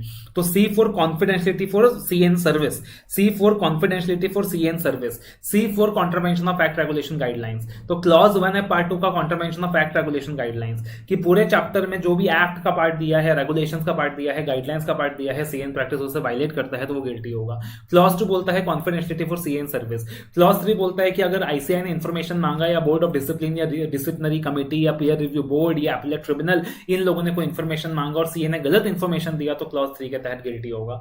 And clause 4 talks about embezzlement of money in his personal capacity, कि मुझे इन हिज प्रोफेशनल कैपेसिटी, कि मुझे क्लाइंट ने पैसा दिया किसी काम के लिए, मैंने उसे इम्बेजल कर दिया अपने personal capacity, in my professional capacity. मैंने क्या कर दिया सर, इम्बेजल कर दिया in my professional capacity, Golmaal कर दिया, सब गोलमाल है, सब गोलमाल है, तो वहां पे क्लॉज 4 के तहत मैं गिल्टी होऊंगा। और अगर मैंने अपने पर्सनल कैपेसिटी में इम्बेजल कर दिया, मेरे दोस्त ने मुझे कुछ पैसे दिए और मैंने उसे पर्सनल कैपेसिटी में इम्बेजल कर दिया, तो प्रोफेशनल मिसकंडक्ट नहीं लगेगा तो क्या हुआ सर, अदर मिसकंडक्ट तो लग ही जाएगा। इन दैट सिचुएशन प्रोफेशनल मिसकंडक्ट नहीं लगेगा तो क्या हुआ, अदर मिसकंडक्ट तो लग ही जाएगा। And finally we have part 3 clause 1 that is talking about other misconduct, अगर यहाँ पे इंप्रिजनमेंट 6 महीने से ज्यादा है। और चैप्टर का लास्ट पार्ट दिया सर काउंसिल जनरल गाइडलाइंस 2008, जिसके अंदर बहुत सारी गाइडलाइंस हैं। जैसे कि एक गाइडलाइन कहता है कि भाई एक सीएन प्रैक्टिस को प्रोफेशन नेग्लिजेंट नहीं होना था, ऐसा अपन ने क्लॉज 7 पार्ट 1 सेकंड शेड्यूल में पढ़ा। सिमिलरली एक सीएन सर्विस को ग्रॉसली नेग्लिजेंट नहीं होना in the conduct of his duties as employ, ऐसा काउंसिल जनरल गाइडलाइंस में लिखा है। कहां लिखा, काउंसिल जनरल गाइडलाइंस में लिखा है। देन एक tax auditor maximum 60 tax audit assignment accept कर सकता है, ऐसा काउंसिल जनरल गाइडलाइन में लिखा है कि कितना टैक्स ऑडिट असाइनमेंट एक्सेप्ट कर सकता है, 60। और एक पार्टनर सारे के सारे टैक्स ऑडिट रिपोर्ट साइन भी कर सकता है even on behalf of the other partners. ठीक है, एक सीएन प्रैक्टिस एक मेंबर ऑफ द इंस्टीट्यूट क्या नहीं करेगा सर, पुराने एंटिटी का ऑडिट एक्सेप्ट नहीं करेगा अगर undisputed audit fee of another chartered accountant is not paid, exception is sick unit. ये बात भी काउंसिल जनरल गाइडलाइंस के अंदर दी हुई है। सीएन प्रैक्टिस को हर हाल में कैशबुक एंड लेजर अपने क्लाइंट का मेंटेन करना ही होता है। सीएन प्रैक्टिस को अपना कैशबुक एंड लेजर हर हाल में मेंटेन करना ही होता है, भले वो छोटा सीए हो बड़ा सीए हो, इररिस्पेक्टिव ऑफ टर्नओवर, कोई फर्क नहीं पड़ता। ये बात कहां दी गई है सर, काउंसिल जनरल गाइडलाइंस में दी गई है। उसका इनडेप्थनेस का लिमिट, जो इनडेप्थनेस का लिमिट है चार्टर्ड अकाउंटेंट का, वो 1 लाख एक्सीड नहीं करना चाहिए सर, कहां दिया गया, काउंसिल जनरल गाइडलाइंस में दिया गया है। हालांकि यहाँ पे कंपनीज एक्ट के प्रोविजंस भी अपने को साथ में देखने होंगे। गाइडलाइंस ऑन टेंडर, ये चीज अपने को क्लॉज 6 में तो दिया ही दिया था, साथ साथ में काउंसिल जनरल गाइडलाइंस में भी दिया है कि एक सीए इन प्रैक्टिस क्या नहीं करेगा सर, कभी भी टेंडर में रिस्पॉन्ड नहीं करेगा, कभी भी टेंडर में रिस्पॉन्ड नहीं करेगा। The CA member of the institute in practice shall not respond to any tender issued by an organization or user of professional services exclusively reserved for chartered accountants such as audit and attestation services। ठीक है। However, such restriction shall not be applicable where minimum audit fees for of the assignment is prescribed in the tender document itself। कि मैं किसी tender को तभी respond करूंगा अगर वो टेंडर सारे प्रोफेशनल्स के लिए हो, अगर वो टेंडर सिर्फ और सिर्फ एक्सक्लूसिवली चार्टर्ड अकाउंटेंट्स के लिए हो, सो इन दैट पर्टिकुलर सिचुएशन में उस टेंडर पे रिस्पॉन्ड नहीं करूंगा। फिर उसके बाद यूनिक डॉक्यूमेंट आइडेंटिफिकेशन नंबर के बारे में भी काउंसिल जनरल गाइडलाइंस में बोला गया है कि वो फॉर्जरी वगैरह रोकने के लिए आज के टाइम में एक रिक्वायरमेंट है कि अपन कोई भी सर्टिफिकेट जारी करेंगे, जीएसटी टैक्स ऑडिट रिपोर्ट जारी करेंगे, तो हर किसी में यूडिन नंबर अटेस्ट करना होता है। और ये जो रिक्वायरमेंट है कब से एप्लीकेबल है सर? 1 Feb 2019 से एप्लीकेबल है। For all the GST and tax audit report 1 April 2019 से एप्लीकेबल है। And for all other audit assurance attestation function 1 July 2019 से एप्लीकेबल है। उसके बाद वी हैव लोगो गाइडलाइंस कि जो पार्टिकुलर लोगो होगा सीए का वो किस तरीके से होगा। तो जो लेटर सीए होगा वो टिक मार्क के साथ होगा, एक राउंडेड ट्रायंगल के अंदर होगा, व्हाइट बैकग्राउंड होगा, जो सीए के अक्षर है वो ब्लू कलर में डिनोट किए जाएंगे, जो अपसाइड टिक है वो पार्टिकुलरली किस तरीके से डिनोट किया जाएगा, वो ग्रीन कलर में डिनोट किया जाएगा। तो ये पार्टिकुलरली लोगों के गाइडलाइंस यहां पे दी गई हैं। Guidelines for corporate form of practice, तो नॉर्मली अपन क्या नहीं कर सकता सर, एक सीए कभी भी कंपनी नहीं बना सकता, लेकिन सिर्फ और सिर्फ वो कॉर्पोरेट फॉर्म ऑफ प्रैक्टिस चला सकता है only to provide management consultancy services, कि हम और कुछ भी सर्विसेज प्रोवाइड नहीं करेंगे, सिर्फ और सिर्फ मैनेजमेंट कंसल्टेंसी सर्विसेज प्रोवाइड करेंगे। सो इन दैट सिचुएशन वो एक कॉर्पोरेट फॉर्म ऑफ प्रैक्टिस बना सकते हैं, एक कॉर्पोरेट फॉर्म में काम कर सकते हैं, और उस पर्टिकुलर कंपनी के अंदर वो जो चार्टर्ड अकाउंटेंट्स है वो एमडीज, डब्ल्यूटीडीज, मैनेजर्स भी बन सकते हैं, कोई दिक्कत की बात नहीं है। उसके बाद एडवर्टाइजमेंट को लेकर भी काफी सारे गाइडलाइंस दिए हुए हैं, जिसका कोरिलेशन क्लॉज 7 के साथ है, काउंसिल गाइडलाइंस ऑन एडवर्टाइजमेंट। कि आजकल क्या है सर, बहुत सारे ना वेबसाइट्स बनते हैं, और वो जो वेबसाइट्स होता है वो क्या करते हैं, चार्टर्ड अकाउंटेंट्स को रिक्वेस्ट करते हैं कि आइए हमारे प्लेटफॉर्म में आइए, हमारे वेबसाइट्स में आइए, और साथ में क्या करिए सर, अपनी सर्विसेज रेंडर कीजिए। तो यहाँ पे अपने को ये ध्यान रखना है कि अगर कोई थर्ड पार्टी प्लेटफॉर्म है, कुछ वेबसाइट वगैरह सेट कर रहा है और चार्टर्ड अकाउंटेंट्स को इन्वाइट कर रहा है to provide consultancy services, so in that situation no other service besides consultancy and advice can be rendered through such websites. No other service besides consultancy and advice can be rendered through such websites. उसके अलावा publication of name और firm name by chartered accountants in telephone और other directories publish by telephone authorities और private bodies. तो यहां पे क्या बोला गया सर कि जो भी चार्टर्ड अकाउंटेंट्स हैं, चार्टर्ड अकाउंटेंट फर्म्स हैं, वो क्या कर सकते हैं, they may have entries made in telephone directories. वो टेलीफोन डायरेक्टरीज में अपनी एंट्रीज डलवा सकते हैं, अपना नाम डलवा सकते हैं, या तो स्पेशल रिक्वेस्ट देकर या एडिशनल पेमेंट देकर। लेकिन कंडीशन ये होगा कि अलग से कैटेगरी होगा चार्टर्ड अकाउंटेंट, उसी कैटेगरी में उनका नाम होगा, फिल्म स्टार्स की कैटेगरी में उनका नाम नहीं होगा, सेलिब्रिटीज के कैटेगरी में उनका नाम नहीं होगा। जो ऑर्डर ऑफ एंट्रीज है वो अल्फाबेटिकल होना चाहिए। जो मेंबर्स ऑब्लिक फर्म है वो सेम शहर, सेम उसी पार्टिकुलर शहर को बिलोंग करने चाहिए। और एंट्रीज में किसी भी इस तरीके से एंट्री ना हो कि लगे कि यार हम किसी को हाईलाइट कर रहे हैं, हम किसी सीए का पब्लिसिटी कर रहे हैं, हम किसी सीए का एडवर्टाइजमेंट कर रहे हैं। Then we have application based service providers, जैसा कि अर्बन क्लैब है, अलग अलग प्रोफेशनल्स का नाम दिया हुआ है, पेंटर्स, कारपेंटर्स, ये वो। तो क्या आप एज ए चार्टर्ड अकाउंटेंट आप भी ऐसे किसी application based service provider aggregator के पास लिस्ट करोगे? The answer is no, it is not permissible for you, क्योंकि इससे आपकी डिग्निटी खराब होगी, इससे आपकी डिग्निटी खराब होगी। एंड सर कुछ रेगुलेशंस भी दिए हैं फॉर आर्टिकलशिप्स, तो ये रेगुलेशंस भी आप रेफर कर सकते हो। कुछ रेगुलेशंस दिए हैं regarding articleship, and also there are council guidelines given on network and networking firms. कि अगर हम लोग बात करें सर कि एक नेटवर्क क्या होता है, तो व्हाट इज द नेटवर्क। जैसा अपन बात करते हैं ना कि एक सीए फर्म का नेटवर्क, तो एक नेटवर्क क्या होता है, तो एक कॉर्पोरेशन काफी सारे सीए फर्म्स ने मिलकर क्या किया सर, एक नेटवर्क बनाया है, एक मॉडल बनाया है जहां पे वो सिनर्जी बेनिफिट्स क्रिएट करेंगे, जहां पे वो प्रॉफिट या कॉस्ट शेयरिंग करेंगे, ओनरशिप को कंट्रोल, कॉमन ओनरशिप रखेंगे, कॉमन कंट्रोल रखेंगे, कॉमन मैनेजमेंट रखेंगे, क्वालिटी कंट्रोल पॉलिसीज कॉमन होंगी, बिजनेस स्ट्रेटेजीज कॉमन होंगी, ब्रांड नेम कॉमन होंगी, तो उसको नेटवर्क बोलते हैं। कि आपस में कॉपरेट कर रहे हैं, प्रॉफिट या कॉस्ट शेयरिंग कर रहे हैं, common ownership, common control, common management, common quality control policies, common business strategies, common brand name, तो उसको बोलते हैं अपन नेटवर्क बनाना। क्या बोलते हैं सर, नेटवर्क बनाना।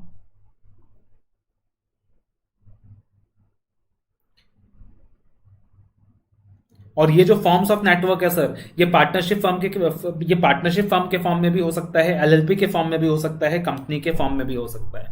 ध्यान ये रखना है कि एक फर्म एक ही नेटवर्क ज्वाइन कर सकता है, एक फर्म एक ही नेटवर्क ज्वाइन कर सकता है, और जिन फर्म्स में कॉमन पार्टनर्स हैं वो एक ही नेटवर्क को ज्वाइन करेंगे। तो एक फर्म एक ही नेटवर्क ज्वाइन कर सकता है, और जिन फर्म्स में कॉमन पार्टनर्स हैं वो एक ही नेटवर्क ज्वाइन करेंगे। और ऐसा नेटवर्क बनाने से पहले आपको आईसीआई का अप्रूवल लेना पड़ेगा, जो नेम अप्रूवल है वो भी आपको आईसीआई से लेना पड़ेगा।